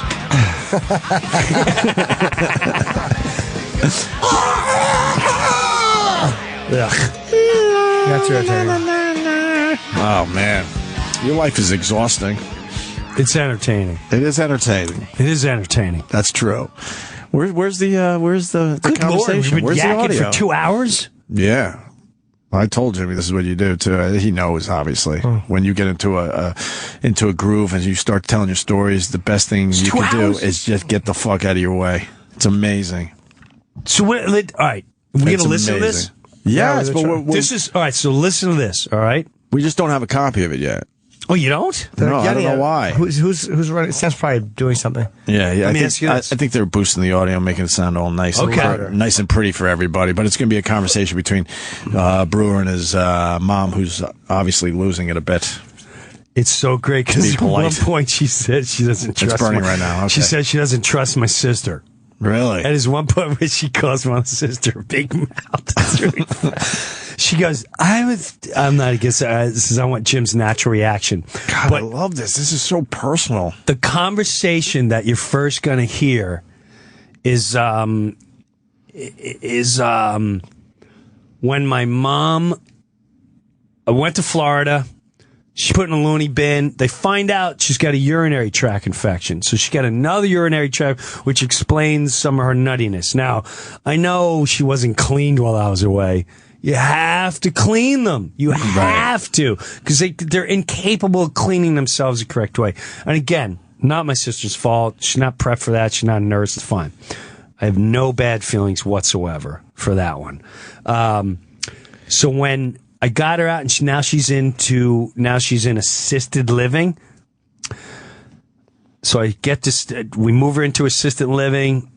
The first day she's completely bonkers. I wish I got all that on tape, because as soon as I walked in, she went, "Oh, Jimmy, you just missed the parade. We won the war. We won the war. Drinks for everyone. These son of a bitches, if you don't salute the flag, get the hell out." But awesome. Let me paint the scene next to her. It's literally like 9 elderly women in a comatose, like their heads are cocked over into their chest. No one's coherent. She's in a full-blown, everyone's a vegetable sitting next to them. It's just like Afghans and mothballs and passed out people. And my mom's going, "This is my friend Betty. She's Irish." And Betty's, her eyes are in the back of her head. Totally incoherent of the situation. So that's how I went. Okay, yeah, this is a step up. I just went through that. I went and saw my mom, same thing. No one's alive in those places. No one's alive. You just hear screaming from other rooms. Yes. I'm like, oh my God. Wait, this is funny too. There's one woman that moves around. When I walked in, she looks like she's numb. She just has a dead stare, and she's got long, stringy, greasy hair. And I just kind of see her sitting there, and she's got big, crazy glasses, make her eyes look nuts. And all of a sudden, I'm talking to my mom. She's telling me about the war, and this one's Irish, and this and that, and she's out left field, right field, and all of a sudden, the Jamaican woman's going, Nancy, no, dear, where you going? No, sit down. Look, come here. And Nancy's going, so I'm watching this woman take this Nancy lady, and Nancy's she's looking at the Jamaican woman, and she's making faces, and she sits her down. She's really nice, or sits her down, and she goes, "Just stay here, girl, there's nowhere to be walking, just stay right here." So now I'm talking to my mom. She's in left field again. And all of a sudden, it might be on this tape. Okay. It might be on his tape. Which we got now. You hear the officially. Jamaican woman going, Nancy, come on, that's the garbage. And Nancy's got a bag with garbage. She's like gnawing on a cup. Oh dear, come on, now I gotta come wash you now. I gotta wash Nancy. She's taking Nancy. Oh no. She's taking the garbage out of her mouth. Fucking Nancy.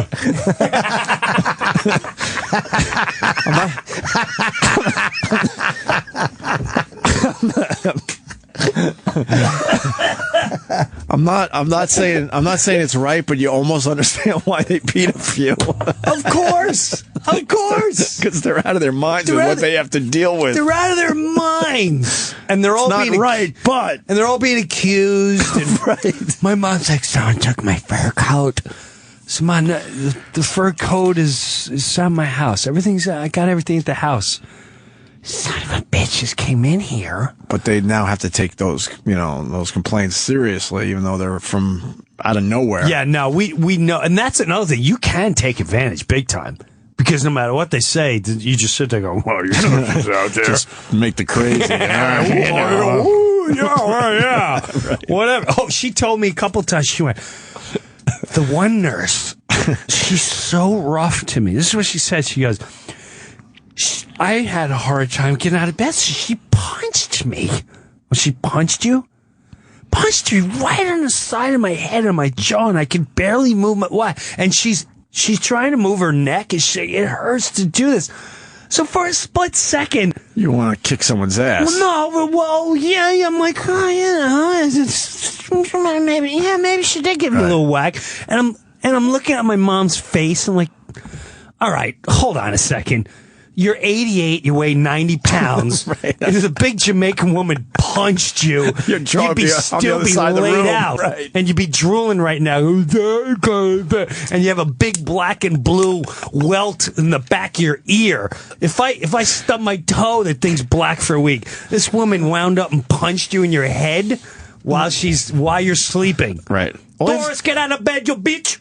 Ah! All you have to do is touch an old person and they'll bruise instantly. So. Yes. So. And I did see with my own two eyes the first night we were there. There was a woman helping my mom. She had to go to the bathroom, and she got her off the toilet. And then my mom had to walk her, and she went, oh, I got to go in the toilet again. So she couldn't walk, so the lady got behind her.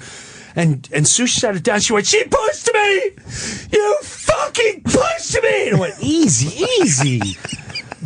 Easy. She did not push you, Mom. And the lady's going, sweetheart, I would never do it. You fucking pushed me! So, like, they're dealing with this. Mm-hmm. But at the same time, I saw, like, you can't listen to everything my mother says. Well, you like taping stuff these days. You might want to keep a tape rolling around around your mom's room for the hell of it. It's like The Exorcist. It really is. Yeah. We got the conversation. You want? Okay, let's start now. This is an 8-minute phone call Jimmy had with No. It's me sitting with her.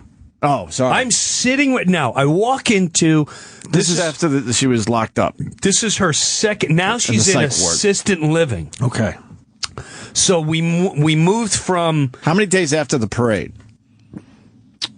Oh, this is the next day. Next day after the parade that you missed. Has Betty come around yet, or is Betty still kind of... Betty's gone. Betty's out. I feel like Betty's I know all these people now. No, Betty's... She's Irish. This is the reality show you need, by the way. This is something I'd watch every night. You're probably right. Every night. How do we get this done?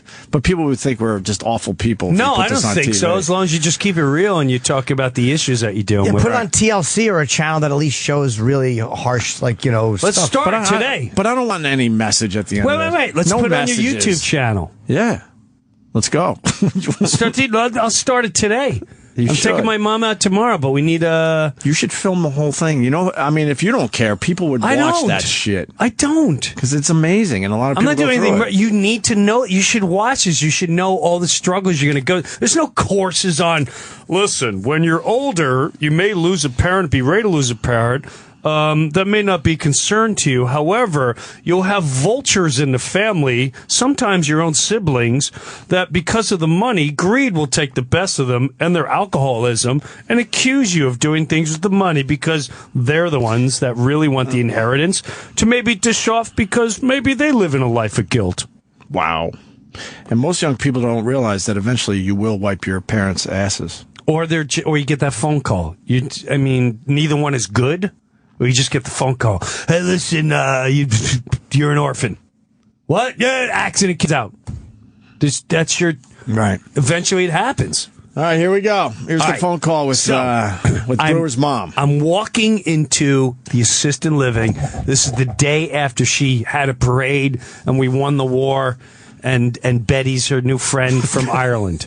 Betty Nancy. rules. And Nancy's my favorite. How could she not be? She fucking eats garbage. She eats garbage. Nancy rules. And Betty's I Irish, want to you fuck said, right? Nancy. Yeah, I have no clue, to be honest with you. I would have fucking that. I told you I was writing a film, and I have the ultimate role for Jimmy. Jimmy has to play one of the guys that works in these homes, and you're not really sure why he's there, why everyone loves him. And then in the movie, what I kept doing, one of the great callbacks was my mom lived in this place, and she suddenly became the happiest human being ever. And every time I would call her, Jimmy would be in the background, like fixing the microwave. Mm-hmm. Or helping her with the thing, but he helped. Matter of fact, when I first walked in, one of the first scene I wrote was when I first walked in the place, I was talking to Jimmy, and Jimmy's like, "No, this is a fantastic place." You know, I started with my mother here, and an old lady comes up behind Jimmy, starts kind of feeling him. And your sweetheart, we talked about this. We don't, no, and it's a little awkward, but you're like, oh, all right, old people are sexual. Yeah, that blah, can blah, blah. happen, right. Right. And as time goes on, every once in a while I call and Jimmy's always in the room. She's like, he helps me to, and then not until later do you realize he's banging. Hey, this guy's taking their money, he's banging everybody. It's freaking hilarious. It's hilarious. A perfect role for you. Yeah. Dude, I was like, you would destroy in this role. I wouldn't even write lyrics like, Jim, here's a scenario, blah, blah, blah. Let's go. Roll them. How about Nancy's the only one I don't fuck, but you find out I do eat her ass.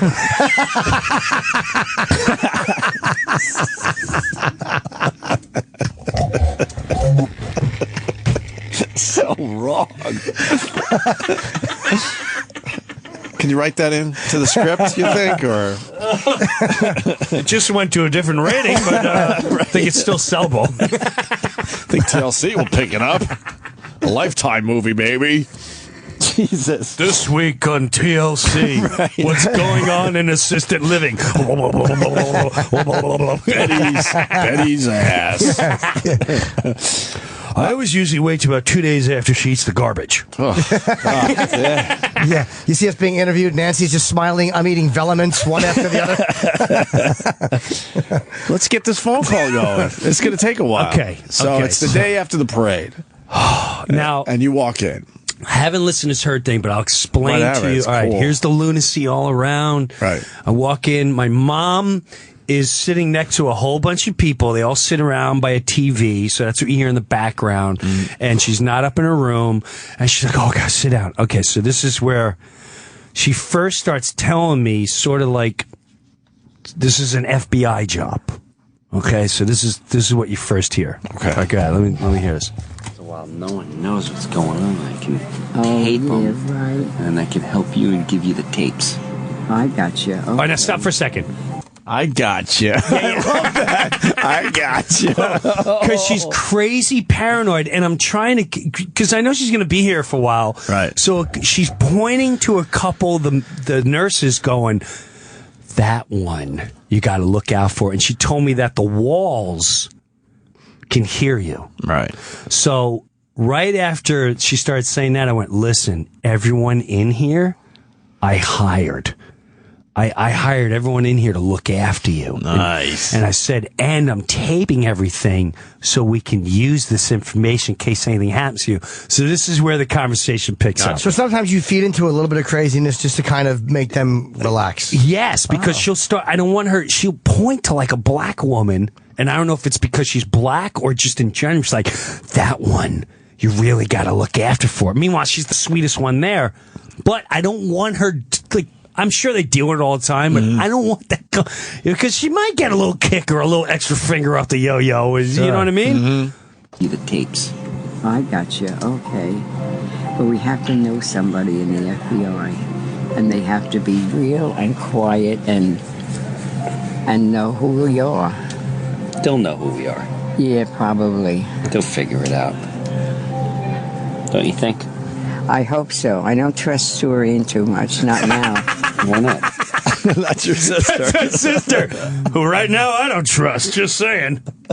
Even my mom's lunacy, she's already on something. This is before the accusations. This is amazing. I'm just saying. I know she's out left field, but this is funny too. And then she says something about my other poor sister. Again. Surian too much. Not now. Why not? Because I told her and Patty that I had planned to escape that night. That you gave me the tickets to the show. Yes. And that's the night they got me. Oh, shit. They got her. Yeah. So I don't know for sure whether they just told somebody or somebody told them, but that's how they found out. They said they found out from Patty in a fit of temper, and I forget who said it. Huh. So I can't blame, I can't blame. But Patty is such a big mouth. Oh, God. I think she means well, though. Oh, yeah, she means, well, kill mommy. Don't kill the young ones. Thanks a lot. Comes mommy down by the bull. Stop right here. Okay. I hear the Jamaican woman, by the way. Yes. I hear her in the background. Yes. Oh, I didn't hear her. Yeah. Yeah, you can hear her in the background. You could just She's a kinda great hear, woman. Yeah, you could kind of hear. She's so good with them. She's so good. She's really good with them. At least in front of me, she is. Here's what's scary about this. Is that she's having a rational discussion about something crazy. Right. It's like you're not saying we'll get the tapes, and then she's going, whoa. She's going, okay, get the tapes, but she's having a real discussion. Yes. Yes. And then you think, oh, maybe I can be rational with her. Like, it's got to be hard to. How many times have you tried to go back in and just be rational because she sounds normal for a second, and then you finally learn that doesn't work? This didn't work for a couple days, and I also knew. I found out she still had a little bit of a urinary tract infection. So a lot of this is from a urinary tract infection. Makes them crazier. It started clearing up, and I'm going to say it kind of cleared up about 4 days ago. And now she'll have a conversation with little blips of, whoa, where'd you just go? But she'll have. In general, it's much better. At this time, she was not anywhere seen. But she really. She's talking about the FBI, and we have to get involved with the FBI, and she's in a place. So now she just mentioned the bull. So, again, we're in the... Is this the baby bull? Yeah, we're in assisted living, and watch where she goes with the bull. Comes mommy down by the bull. Well... By the bull? They have a bull down there? Yes, we have a little baby bull. He's going to be... You're kidding. No, you know what they're going to do? You sure? I almost slept with him. With the bull? Yeah, you know what he was going to do, don't you? What was he going to do? He was going to cut me up and throw me in there. The big bull? No, he was no bigger than here. He was... Who's going to cut you up? The butcher has connections, I guess. I don't... Oh, my goodness. Yeah, I didn't think that far ahead. I don't know who was going to do it. Holy bunkers. But, yeah, they have a regular thing down there. They have one for the bull... Those kind of animals, like the bull, baby bulls. Yeah. They have chickens. They have... And this phone does not ring in your room. It doesn't? No. Oh. No. Huh. And sometimes if someone's in this apartment, it don't ring in this apartment. Okay. You have to change the whole system. That's so that if there's a customer in here... Okay, the customer... My mom I don't know if she does it here, but she went and cut. Now, do you see? Wow. I could see why, if you're not around her all the time and she insulted like your sister, why that would get to her, because she sounds rational, even though she's saying crazy shit. Yes. But she sounds like she's very aware of what she's saying. What happens with the baby bulls? I hope that's what she was referring to, because a bull, I hope that's not a black orderly. Oh, that's frightening. She's totally referring to a baby. An actual baby bull. And she was telling everyone about this baby bull. I was going to eat her. They were going to chop her up. And the butcher, but she went literally from that to, there's the phones in this place need to be changed. And when we went into conversation about a phone and... The customer, meaning it's a whorehouse. So it went from that to she started explaining. I don't know if she did in this, but she did a couple of times where she went, okay, number 3 means it's a new customer. Number 5 means I know the customer. And number 1 means this is the good one. So definitely use the 1, and you have to use the 3 rooms down the hall. I'm like, so now I'm thinking like, is this thought in her head somewhere? Like yeah, and why is it? Because before she went crazy, Yeah. she used to always say, I would have done well if I was a madam. She brought up being a madam a lot. My last 15, 20 years. She's like, I don't blame her. I mean, you get paid, just lay on your back, get paid. I mean, come on. I would have definitely, there's a little part of me like, man, I wonder if this might have been something there with you. I don't know. Or did she look at it maybe easier than getting married 4 times? You said one guy was an asshole, too. Yes. Yeah. Well, she always chased money, and because she chased money, I think that's why once the guy realized, ew, you just want me for my money, then he started having a field day on it. Like, he beat her and Jesus Christ. Right. So, all right. So the customer possibly talking about the whore. Customer talking about, I think we're going in a whorehouse. Let me back up a little bit here. Change the whole system. That's so that if there's a customer in here, they don't hear it. Got it. And the same way next door, our 3rd bedroom. All right, let me see. Right. Now, see, the reason I found out was that the morning I was cleaning your room that you were supposed to come back, remember? Yes. And I thought, why doesn't he call me? And it got to be 12 o'clock, and I picked up the phone. There was nothing there, and I thought, that's funny. There's not even a dial tone. And then she saw me doing it, and she said, you won't get anybody. And I really gave up on her. I thought she's nothing but a fucking liar, too. And then she said, I stopped all calls, but I didn't hurt nobody. I just get away from me. Just stay away. Wow. No, that don't. This is like many different conversations. It goes on and on and on and on. But it almost sounds like you could follow along with it. Yeah. But it's 5 or 6 pieces of different conversations all as one now. Yeah. It just keeps going all together, and then And she has all the confidence in the world that she's making complete sense, and that's what's kind of creepy about But here's what's interesting. Now that it's the urinary tract infection has cleared up, and she is not as crazy, and now she's almost back to the way she used to live in my house. She's aware when she goes bonkers. Like she'll now go, oh my God, this is a horrible disease. And she'll ask, like, did I kill anyone? I went, no, Ma, you didn't. She's like, did I hit anyone? No, you didn't. She's like, Jimmy, I'll swear I'll be at the window and you're landing a plane, and you landed the plane and you were coming up, and then I go, there's no fucking planes landing. It's so weird. So I'll have to get her taped doing that, but she's now aware when she goes bonkers. Right. And she's well aware of her conversation of, like, yes, I saw her yesterday, and she said she saw her first husband. She's like, it was weird. It was a dream, but it was like so real. And I don't know if my mind's good. He picked me up and we danced, and I could see everything in the room, and he laughed, and it was so good to see him. And he said, it was good to see you, and I'll see you again, and I'll be back. And he put me back in bed, and then I woke up, and then you came here. Like, wow. And she'll say, I'm worried that I'm losing my mind. Yeah, right? she says I'm losing. It's a horrible disease. This is a horrible disease. Holy shit. Want to go back to this? Yeah, I'm not sure what the rest is, but let me... let's see. Stay away. Wow. No, that don't ring, and nothing rings. Didn't tell you the ice storm the night it was raining when the boys marched. There was no phone in downstairs. Never rang. That's the war. Or maybe it was last night. I don't know what night it was anymore. Last night, tonight. But I know you got to be very careful. And I got to make believe I'm still on these pills because, well, that's easy. Oh, no, it isn't. You got to watch what you say. I gotta make believe that I'm still on the pills.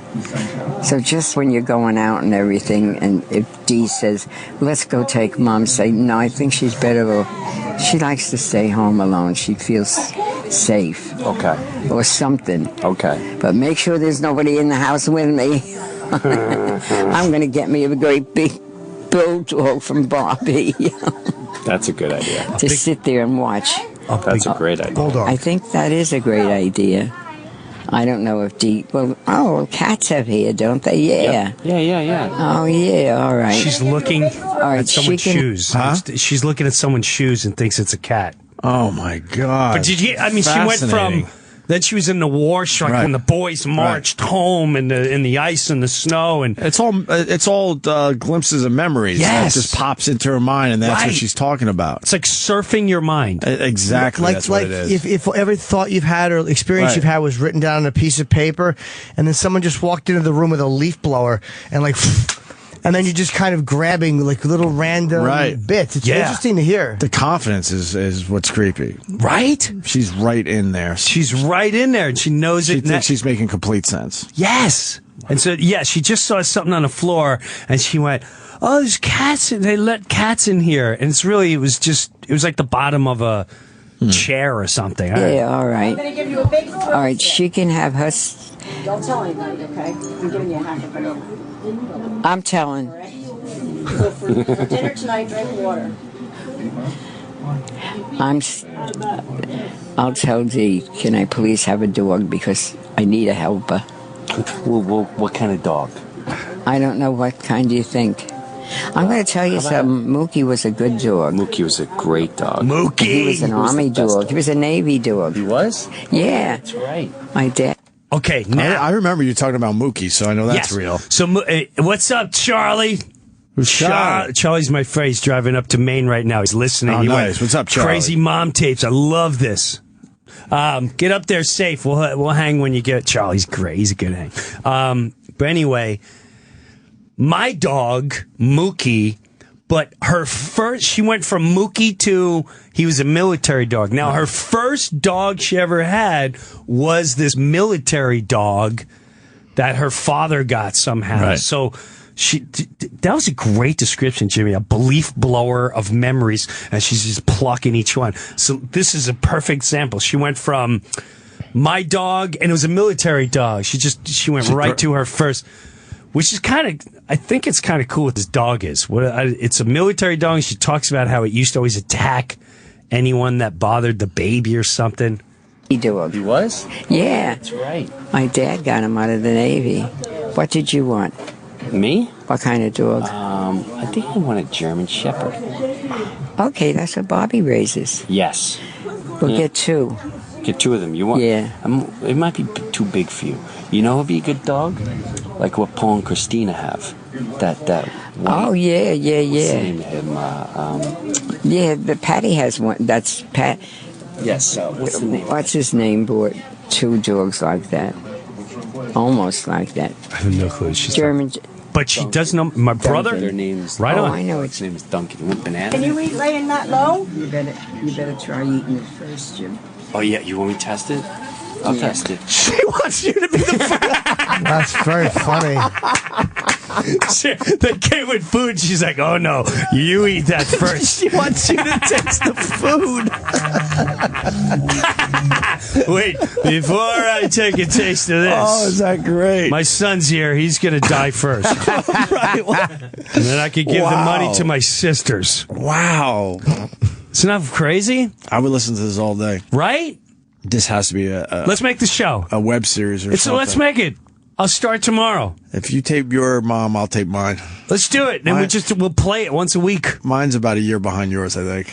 That's fine. We'll do. Like I said, so far my mom thinks I have 4 kids. I only have 2. She told me, she goes, as I'm leaving, she goes, you know what today is? Today, it was 10 years ago your brothers graduated high school. Oh, wow. How old's your mom? She's 79. Okay. She's getting there. But, I mean, my brothers graduated way longer than 10 years ago, and they Well, don't, of course. and you don't graduate high school in the middle of summer. But as she says it, she's like, she believes it. And your mom's in a home? Yeah. Assisted living? Yeah, we're doing that same thing too. Wow.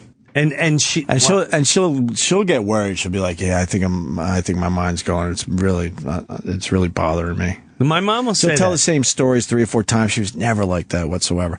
And pieces of conversation, not this bad, but sort of the same type of thing. Right. Where she's trying to tell like old stories and stuff, but it's like 4 or 5 different Mixing things. and matching different pieces and facts. Yeah. But this is strictly a urinary tract. I've never heard of a urinary tract infection. Right. Never heard of it. I had no idea it could do that much damage to your brain. That's psychotic. Oh, and she's honestly, she's never recovered. I just love that she wants you to taste the food because she might be getting poisoned. Thanks, Mom. And she's like, yeah, you taste it first. Hey, you taste it first. Like, let's see like how that he makes reacts. complete sense. Yeah, let's see how he reacts, and then we'll take it from there. Yeah, you want me to test it? I'll test it. Now, are you insinuating, my friend? That's the Don't nurse. sit on me. You're not gonna I'm help gonna me. sit on your lap. No, I Are want you you- insinuating I would do something to hurt you? No, you wouldn't hurt me. Look. You wouldn't hurt Jimmy. I just had it bite. I would not. What? You'd hurt somebody here if you had to. No, I wouldn't. You wouldn't. Honey, I've been beat up, bitten, and I never hit a soul. Meet a fellow beat up bitten bitch. You're a fellow Me. beat up, bitten bitch. That's So it. that means I'm a bitch too. That's right. I've been called a lot worse, so that's okay. Me too. Who cares? I'm not kidding, I have been. You want to sit up a little? Yeah. Well, you knocked me down. I knocked you down. I didn't mean to knock you down. I have to sit very carefully. Yeah, I knocked her down. What do you mean? Well, Look who's here. My sister showed up. Really? Yes. And I couldn't, I was like, I think the conversation was sort of, I don't know if it continues. Does it continue? You got 2 more minutes. Is it worth playing? I don't know. I don't care. Let's just play it. Let's just play. I really don't know what's on. Who cares? Who's that? it looks like Doreen. It is Doreen. I don't know. I think she's a cuckoo bird. How you doing there, Hotshot? She graduated to the walker. She's starting walking. I'm very with her. proud. Let me of tell you her. something. When she starts walking, you guys better be on full Did you alert. eat it all? What do you have in a banana? Banana. Would you like to wear it? Now, To wear it? Would you like to wear it? Yeah, Come closer. sure. Would you Bring ask it on, her? Mom. Come on. That's your sister talking to her like she's 3 years old? Thank you. Yes. Ugh. Yeah, right. Like she's not 3. Just talk. Just talk. She'll pick up what she can. Yes. Oh my God! I thought that was a nurse at first. I'm like, no, I think that's the sister. No, that's. Oh, I don't like that. This one is accused to me. Yeah, I don't like when people talk to my mother like, she's not retarded and 3 years old. Right. She'll pick up on some stuff. She'll pick up on such thing. Eating a banana? Hi. What do we got here? Oh, look at your piggy toes. Right. One goes to the market, one stays home. What are you, retarded? I'm sorry, I'm just pissed right I think people don't know how to react though when someone. That's your own mom. But when She's someone mother. is, when someone's saying this is a delicious banana, would you like to wear it? I think Jimmy with the logic. But I think people's natural, like, I'm talking to an adult reaction, and it's almost easier to go into that, like, okay, I can handle it like this. I agree. Because logically, it's like, okay, I can have this moment, but that moment is crazy, and You're this right. moment's. I'm looking for a little. I'm very fair enough. This one bothers Fair me. enough. Yeah, fair enough. Come closer. Sure. Bring it on, Mama. Come on. do you want to sit up for a little bit? Let's sit up. What happened? You didn't cover them before? Ready? 1, 2, 3. Oh, man. Yeah, I help No, you. lean forward for a second. Yeah, hold on. I help you. Here. Lean forward for a second.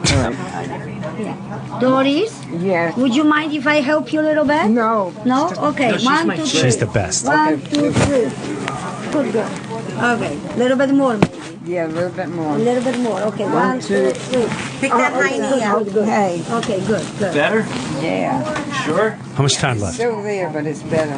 What's there? Can I eat? No. What? You have the banana, yeah? No, it's not a banana. It's a piece of bow. Yeah, I don't know. And it's stuck. Where? Inside and out. Here, wait. Halfway in and halfway She's out. gonna go get some juice for Well, you. I give you some juice, okay? Okay, because I took some. Yes. Don't waste it. Yeah, do you have a juice here? No, you seem okay. Get it, Karen. Yeah, you seem all right. Fine, I'm fine. 10 seconds. Yeah, I think after this, because we were trying to sit her up, I just cut it, and then once my sister got there, I just cut it Yeah, out. you know what? Your sister fucked it up. I had a good thing going there. Yeah, you and your mom had a good flow going, and then your sister, great flow, the buzzkill came in. Started with that baby talk. Hey, that's some bananas. Are you sitting up? That's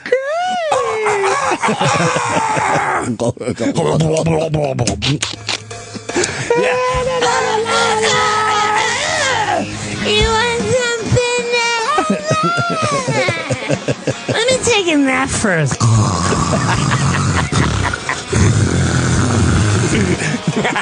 All right. That was great. Entertaining, right? Extremely. I could listen to those tapes all day. I'll definitely, you know, You got another one, maybe? I do. One more? I do. I'm going to have to take a pee break, though. Yeah, I got a piss too. Let's Let me take a pee break. You know what? Why don't we play Night Train all the way through? Fuck it. Jim Brewer's here. For Jim Brewer's touring dates, go to jimbrewer.com. She makes much more sense. That like she's much more lucid than I thought she would be listening to it. It's just the subject matter is so nutty. Right. But like listening to her talk, like she knows your name, she knows your sister's name. All right. You know, Yes. it's really weird It what pops she in knows. and out. Yeah. And even my brother with the 2 dogs, like he has 2 German Shepherds, and she's like, "Oh, and Bobby with the 2 German Shepherds." Like, wow.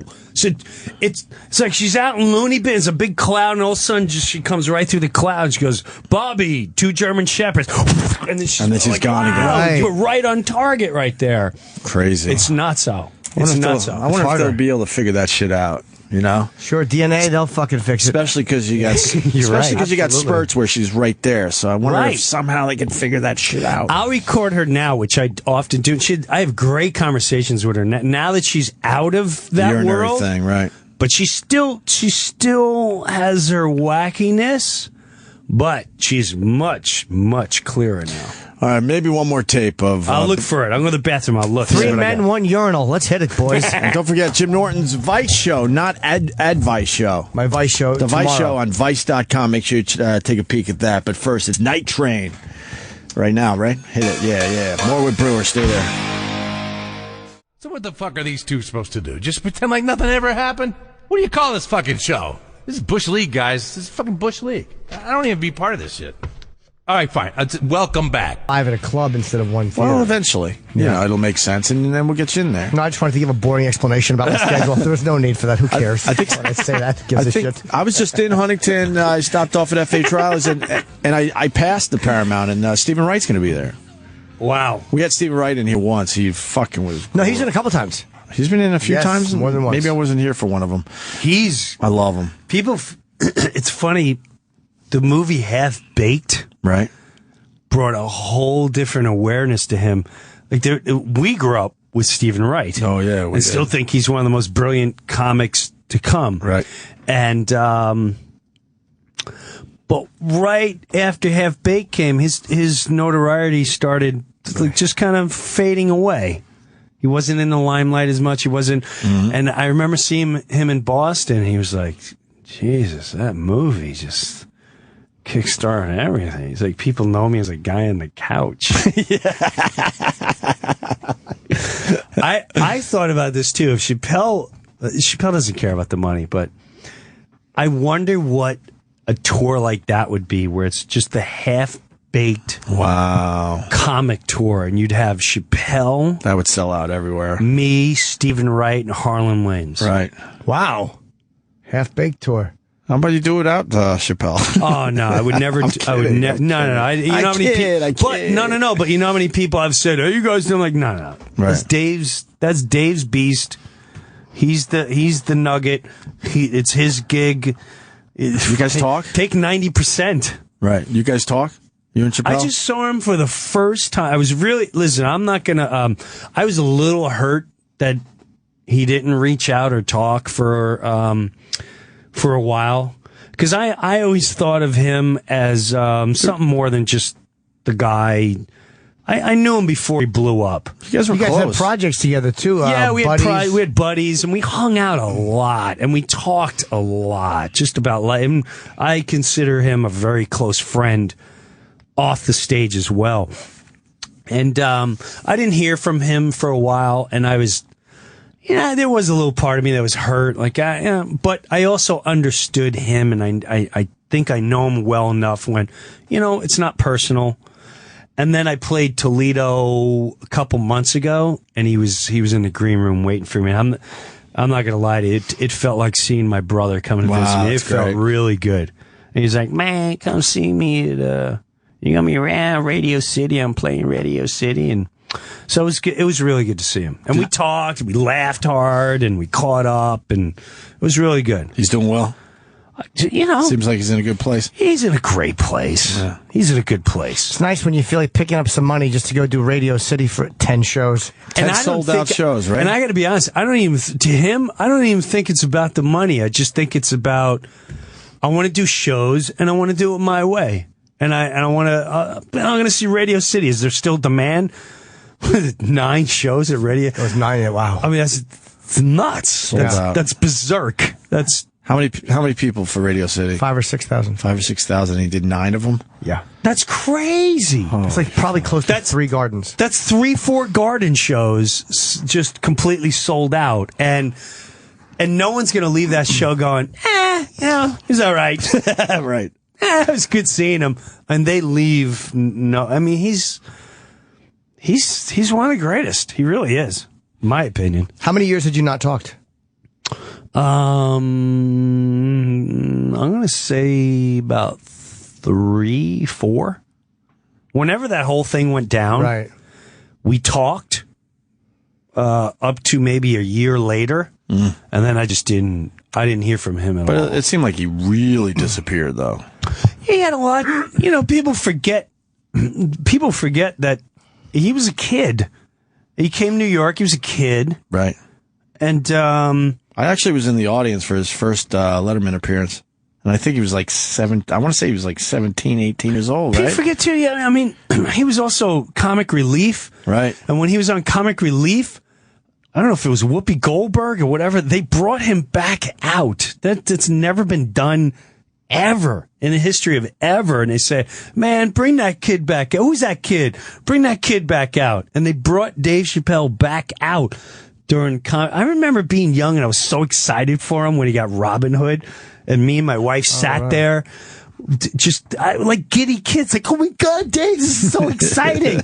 and he, and he started, one of the funniest things I ever heard him say, like, he just never was really caught up in the rat race. He gets the script for Con Air.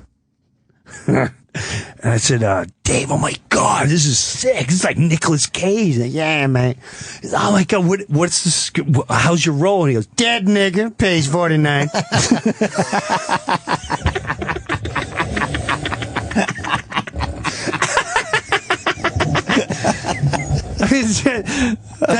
That sums him up right there. That sums it up. "Dead nigga, page 49. 49. Dead nigga.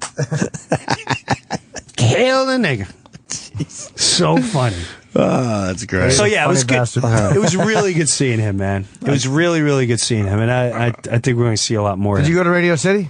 I did not. I was away and doing your own thing. Yeah, and you know what? And that's another thing. Like, I don't want to. He's got so many bottom feeders and leeches too. I'm sure that I don't want to be. I just want him to know I'm safe. I'm not looking for anything from you. I'm really not. With that, another tape has arrived. Another one? That's right. How was it? You get to hear any of it? This is a good closure one, right? Yeah. Doesn't my mom kind of say, like, I'm done? This is a sad one. I know. It's kind of sad. Do you want to end sad? Yes. Sure. All right. Yes. All right, so here's how this goes. People. Make them cry for the rest of the day. Well, here's how it goes. I do remember on this one, when I saw her, she's been through the ringer. She's had a crazy life. I read some of that shit in your book. I haven't. I'm not going to release it all until she passes away. But you did tell a lot. Well, I'll tell a lot more when she passes away. You're just said waiting. today that she was a dirty monkey. She was a dirty monkey. She was a dirty, filthy monkey. She knows a little too much about the whorehouse, but she knows a lot about the whorehouse, boy. I'm trying to think what movie she could have possibly have seen, where she got her knowledge from. I don't know. She used to talk about it a lot when she was sane. Yeah. How every time, like that lady who got busted, I don't know, years ago. Yeah, there's always a madam that gets busted here and there. Yeah, there's a big man. She's like, I don't blame her. I mean, jeez, I would have done that. What are you, 2 years in jail? Come back, get my money back. And she totally is a supporter, 100% of madams and prostitution and knocking it out. So, wow, she's my mom's. There's definitely some dirty monkey in there. I love her to death, but she got this some is a shorter dirty monkey. This is a shorter tape. Yeah. Yeah, this is shorter. Minutes. So basically, I walk in and she's in a clinic now where they gave her a drug to get rid of her anxiety and her fear that everyone's trying to kill her and everyone's out to get her, and she wouldn't be so confrontational, very confrontational. And when I saw her, she looked. It was the first time in my life where I saw her. She was done with living. And I think I start off by saying that. All right, let's just yeah. You start off by going in and realizing that she's finished. Yeah, okay. I think I broke down after I saw, like, I started driving home and I broke down. It's gonna be that bad? Well, it's just like you hear your parent going, "I'm done. I'm out." Okay. This is the first time I've ever seen you where you look like you're done. I think I'm cooked. You look exhausted. I'm worn out. You're worn out. Oh, Mom. Don't forget me, okay? Mom, I would never forget you. Hey, you were great to me. Yeah, you were great to me. Oh my God, you were great to me. Oh my God, I haven't listened to this. You were so good to me. You taught me everything about you were good. Being independent, about taking care of myself, how to date. You always warned me about girls. That's right. You taught me how to be independent, have respect, do what I wanted to do, chase my dreams. That's right. Don't be a freeloader. That's right. Look at where I'm at. That was all. Don't be a freeloader. That was you and Dad. From being a little kid up the block. Yeah, and you and Dad both had it rough, and then you met each other. That's right. And through a miracle, you pulled through. Yeah, we did. And the others may not have as great experiences as me, and you may not had great experiences. You had a bunch, and you didn't have a bunch. Yeah. But we had a kick-ass run. I guess I did. I never look back going, oh, my mother. No. I always look back going, wow, she gave me a lot of love. I do. Yeah, I guess you're right. This is a reality show. I made it. I made it through a lot of people helping me, taking my hand, and walking me most of the way. Yeah. Yep. I hope it stays this way until I close my eyes in the coffin.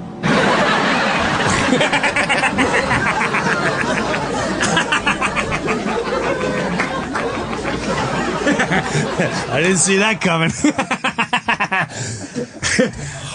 For the record, that is heavy. Wow, that was heavy. I apologize. I didn't know it was that. That's good, man. That's life, though. I didn't know it was that heavy. God, bro, you're a good dude, man. I forgot. I swear in my kid's life, when I tape recorded so many, and I haven't listened to them all, and I just heard that beginning, like we had a kick-ass run. I went, oh, maybe we could play this one. I swear in my life, That's good, dude. No, that's solid right there. It's real life, man. Wow, this was therapy. Thank you. This is definitely. I don't have to book it next week. I got a little teary-eyed there. I'm not gonna lie to you. I did I too. felt some moisture. No, I got a little crumbled up too because I didn't know I was going there, and I was trying to make the rooster noise to avoid my It was hard for me to feel emotions. I'm watching Opie's hand hover over that button. I gotta do something. You found a perfect. I gotta do something. But I'm looking at that freckled arm over the button. I'm like, this is not going to be good. You waited for it. I mean, you couldn't win that. How'd you even know? She went, that's an ending. I'll close my eyes in that coffin. Next week on Reality Breuer. Right. But here's the question. What happened right after that? Because she's still around. And what was the next crazy thing? Then she went into the, after that, she went into assisted living. And that was the bull riding and the this and the that. And, okay. And now she's kind of. So she's still rocking. Yeah. Yeah. I just saw her yesterday. I came back from the road yesterday. I took her out of the place and we drove around. And tomorrow, every day this week, I'm going to take her out. Just do her out, and I'll tape record some conversations. But she's normal now, which is also not normal, but like how many? She'll have really good conversations. How do you find time for all this? Because I don't read the papers or listen to the news. Good point. I mean, that this is what's important in life. If my kids are off in camp. Me and Dee, we spend a lot of time. We go bike ride and all this other stuff. But in the mornings, I'll go get my mom. We sit at this little cafe and we just hang out. I mean, it's Chill just out. spending time and let her talk and let her enjoy whatever she's got left. And then I'll see my dad later in the day at home. And, you know. I didn't get to ask you about your daughters and stuff. We don't need to go there. This is perfect. Everyone's good, right? Yes. All right, next time. Another time. Next time. Yes. Thanks for having me today. Next time on Breuer Reality. Man, that was good, right? Yes, phenomenal. Jim's one of my favorites. I feel so I feel like I took a nap. I feel good. We just didn't call your sister. Nah, I'm kind of glad we didn't. Okay, all right. By the time she'll hear about this, I'm sure. We called your mom that one time. That was, you know how many people remember that? That was amazing. You know how many people come up to me about that? That was amazing. That was nuts. That was before she was going off the rails too. Yeah, that was right when she got on the train. Right. Night train. She was smacking my dad around. Oh my god. And we got her to admit it on the show. Right. Wow. Yeah, that was nutso. And you guys would pretend you were a therapist. You guys did great. Well, I might know a little bit. I might know a little bit about some of this stuff. It was really good. Yeah. So what, Jimmy's show? Yeah, let's get out of here. That's okay. Tomorrow, Vice.com. That was just, I'll plug it like a fucking whore that I am tomorrow. And for Jim's dates, you got a bunch of dates coming out. Whatever. Just go on the website and you find them. JimBreuer.com. And Breuer is Breuer, because people spell it Brew. He's not the fucking governor of Arizona. It's Breuer. I've known Breuer for at least 15 years now, and you're one of my favorites by far. By far, your storytelling is second to none. I can't even think of someone else that does stories with their comedy like you. Well, thanks, man. You've always said that. I know. No, I just want to say it to your face, and every chance I get, I go see you because I know it's going to be different every single fucking time. So. Well, thank you. It was nice telling that and have Jimmy just knock out punches to end the stories. It was my god, quite fun. I had some belly laughing. Yeah. What was there was one real good keeper today. Oh, the ass eating. Before the ass eating, there was another one. Was it Betty's ass? No, it was Nancy. Oh, Nancy, Betty's ass. No, Betty was the other one. Betty's the Irish woman. There was a good 2 or 3 today that I fell out of my chair. Some strong home runs. Right. So here goes Brewers. Double, triple, double. And Norton comes up. There's a drive. Oh, man, the outfielder doesn't even look where the ball's going. No, what it is, though, you load the bases. Right. With no outs, so I have to get a pitch down the middle. That's right. It's great. You've done all the legwork. I just fucking stick my fat head out of a bush. But I'll add to it, then you hit out like Dave Kingman.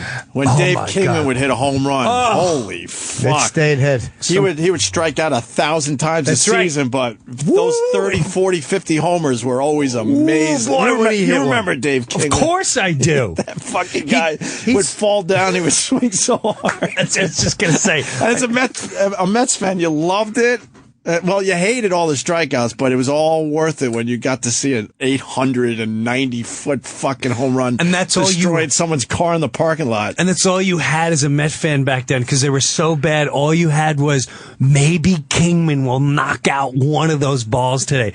There were shots like I haven't seen shots like that in baseball in decades. Yeah, because you're not allowed to strike out 1,000 times a season anymore. Right. Who hits a ball out of a state? He would hit it out of the stadium. Who does that? It was either a home run or a strikeout, guaranteed every single time. And if he got a single or double, it was just some mistake. It hit off the tip of his bat or something. You're right. Remember? Here comes Kong. He called him Kong. That's right. Ah, God. He was fun to watch. What do you think of them now? I swear I'm so out of baseball. I take more of a peek at the Phillies than anyone else because Dude, I just down there filmed something down there last night with them. With the Phillies? Yeah, I did doing something for Fox Sports and something. That's pretty cool. It's a one-off. It's pretty. It's candy from a baby. It's easy to check out the food and stuff like that from all the stadiums. Oh, okay. And I was taking a look at these guys, and Utley is. I love Utley. He's like this skinny. He's got little chicken legs. Right. But his upper back, his shoulders, he's got chiseled top, back, shoulders. He didn't believe in working on legs in the gym. He's one of those guys. Right? Seriously, I loved, because the Phillies, that's a team that I wish my team was. I love the Phillies. The passion they got for the Phillies down there is pretty crazy. And well deserved. Pretty crazy. A lot of guys don't like to work legs. My trainer says that all the time. I don't work legs. I like to work legs. It helps you lose weight because you have a lot of muscle down there, so it's a lot of burning going on. She says. All right, I lie. I take cardio kickboxing with soccer moms. Do you? Yeah, I work my legs. That's good. Do you really do that? Heck yeah. Nice. Dude, I tell you what. Yeah. If I took you once. Oh, no. I'm not laughing at it. I know it's a crazy workout. Yeah, I was going to say. It's just the soccer mom part. But there's some good. But there's things. It's worth. Dude, your belly's showing. Cover yourself. What? Oh, sorry. But is it a real Is it a real kickboxing workout, or is it like a 1 and 2 and 3? Get those legs up, Jim. Legs up, or is it like a fucking hardcore fighting workout? It's a hardcore workout. Okay. Have you gone? Oh, sorry. Have you gone yoga yet? Oh, God, never. You won't do the yoga. I can't. Even Kenny's doing yoga. I can't. Our own club soda Kenny does I have a yoga. pair of fucking yellow satin shorts with no underpants. I love to yoga in those. Take a Cialis and hit the yoga mat. Kenny's doing yoga? Yeah, it's creepy with his fucking awful hairdo. There he is. He'll tell you. Really? Kenny. You doing yoga? Tell Breuer before we get out of here about your yoga. I like the haircut. Oh, I got my Montreal haircut. I see. Oh, yeah, we're going to Montreal. You're forgetting. When do we leave? Tomorrow? Yes, we leave tomorrow after the show. All right, so we're broadcasting live in Montreal, the Comedy Festival, Thursday and Friday. Yes, you will. It's sold out, by the way. We can't fit any more people in. That's kind of nice. Thanks. Yeah. Oh, where are you doing it? No, I mean, no. Is it in a little theater or something? No, it's smaller than that. Okay. No, they give us a room. Hotel. Yeah. Give us a room. It'll be in the ballroom. Huh? Tell me about your yoga. Yes, I had my 6th class yesterday. Cool. And what? First of all, what attracted you to do? What made you go? I'm going to do yoga. Well, they said they were hoping for a man with a haircut like Spartacus.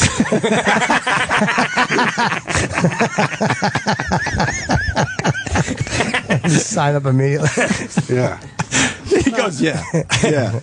I just wanted to try a different workout. What wasn't working? Well, he has a bad shoulder that he refuses to get looked at. He's had a bad shoulder for about 10 years. Yeah. I just don't want an operation. But I don't blame you. I keep telling him maybe you don't need an operation. Maybe a little rehab. So I'm on the fence about yoga. I can't decide whether I like it and I'm getting enough out of it. Can you do the warrior pose today? What pose could you do for us today? Warrior 1? Which one? Do you feel a little gay when you're doing it? Because and I don't mean that. You know what I mean? No, like a little you don't party. have to explain. We always refer to you and how you use the word gay and faggot correctly. Correct. No, because there's no hate in your voice when you say those words. No, it's just something. It's just something we were brought up with. Yeah, there's a lot of hot chicks to gander at. I get that. I'm not talking about your sexuality. I'm talking like it's just like, for instance, if I were, the minute I put on the yoga pants, I just feel this is wrong. No, I do in shorts and a t-shirt. Yeah, you don't do that. What do you? What are you, gay? You don't do yoga pants. All right. The minute I'm making a pose, like well, some of the poses are a bit bad. The downward facing dog is a little mysterious. Just a couple of them, and I just immediately go. I don't. It's like the ice cream man pulls you in, and you go. The shit ain't easy. Just come around the corner. I get a weird feeling. I get the same weird feeling thinking about yoga. It's a tough workout. As a man, it's a tough very workout. Hard. And it makes me feel bad about myself that I'm not good at it, and all those chicks are very bendable. Yeah, but you're a monster compared to that. Exactly. Yeah, they're meant to be bendable. Yeah, you're working on it. You're fucking. What pose can you do for us today? I don't know. That's another thing I get frustrated with. They hold the poses for too long. Like, I get bored. Like, let's move it. Dude, take cardio kickbox and don't use your one shoulder. No, I do. I do that too. Do the warrior pose. Karate and judo. Okay. Are you trying to lose weight? No, I just want to be in shape. Then stop eating whatever you're eating. Because if you're working out as much as you're working out, I mean, then it's obviously the diet. He doesn't eat anything. No, I eat good. No, you don't. I can look at you right now and know you don't. You eat tons of bread, cardio. Do you drink? No, I'm straight edge. You don't drink at all. I'm He's straight edge. Well, Jimmy, he drinks, but not liquor. There's just a few seeds. Kenny's a batch swallower. Oh my god! A few seeds. I think we're done. Okay. Yeah, this is too blow visual. Too blow. No. But take us out with a pose. What do you got? Warrior pose? Oh, wow. What pose can you do today? You want me to do warrior? So now the yoga makes all the sense. Yeah, go ahead. Little warrior. Really? Action. Yeah. Kenny is? Kenny's He's a karate okay. guy, so he's already knows how to. I'm not a ballerina. No. Show him a pose. Maybe you can turn him around. Do elevator one. Here you go. Here's a pose. Is Kenny gay? Yes. I never knew that. No, he's not gay. Look at this. How's my warrior? His warrior one. You gotta like face forward and stuff. That's good. I was looking at Breuer. It's good. Eye contact, know what I mean? Yeah, it's good. There's his I warrior like pose. it. All right, Okay. We obviously are done for today. Yes, it is. That was great. Breuer, thank you so much. I never knew that about Kenny. What? Makes a lot of sense now. He's gay? Yeah. Makes a lot of sense. It all makes sense now. Yeah. I like it. Good for you, man. Thank you. Are you officially out? Yeah. I got nothing to be ashamed of. No one said you brought that up. I didn't say about shit. I'm just saying. You walk around, you go in the parades and all that? Just asking. What would Kenny's outfit be at the parade? Let's think. Wow. Would he go leather? Would you go leather, Superman. Kenny? No, police superhero uniform. guy. You go police uniform? Or maybe he wants to get away from that and show more of a feminine side. I got the video on my Club Soda Kenny Facebook page of the parade last month. And what'd you dress as? Were you dressed? I was the cameraman. Okay. But what would you dress like if let's say, you went to assless a parade? chaps? You'd go assless chaps? You go the Halford route. Yeah. All right, good for you. You know, show off my pectorals. But you go with the vest too, or Yeah. you go vest? Yeah. Studs? You know, sun's out, guns out. Studs? Ball in the mouth? Balls in my mouth? Sure. No, ball. That kind. Ball gag. Yeah. Yeah, all right. You got the strap around your head. Prolapse my anus. Plastic bag wrapped, zipped as tight as it can right Why before. not? You only live once. Why the fuck would you do that? Crazy, That's right? some crazy shit. What, Yeah, the breath play? I didn't even, it's so dark. That is So way dark. too dark. Yeah, it is. So dark. All right, Breuer. You Wow, come fun back time. and see Thank us you. soon. It's Will been do. way too long, all right? Hey, man, good seeing you guys. Jimbo. Thank you, brother. Great Good seeing you. Always. Always. Kenny. JimBreuer.com. We'll see you guys seeing you. tomorrow. Today's show will be available later today on SiriusXM On Demand. An encore presentation is coming up next.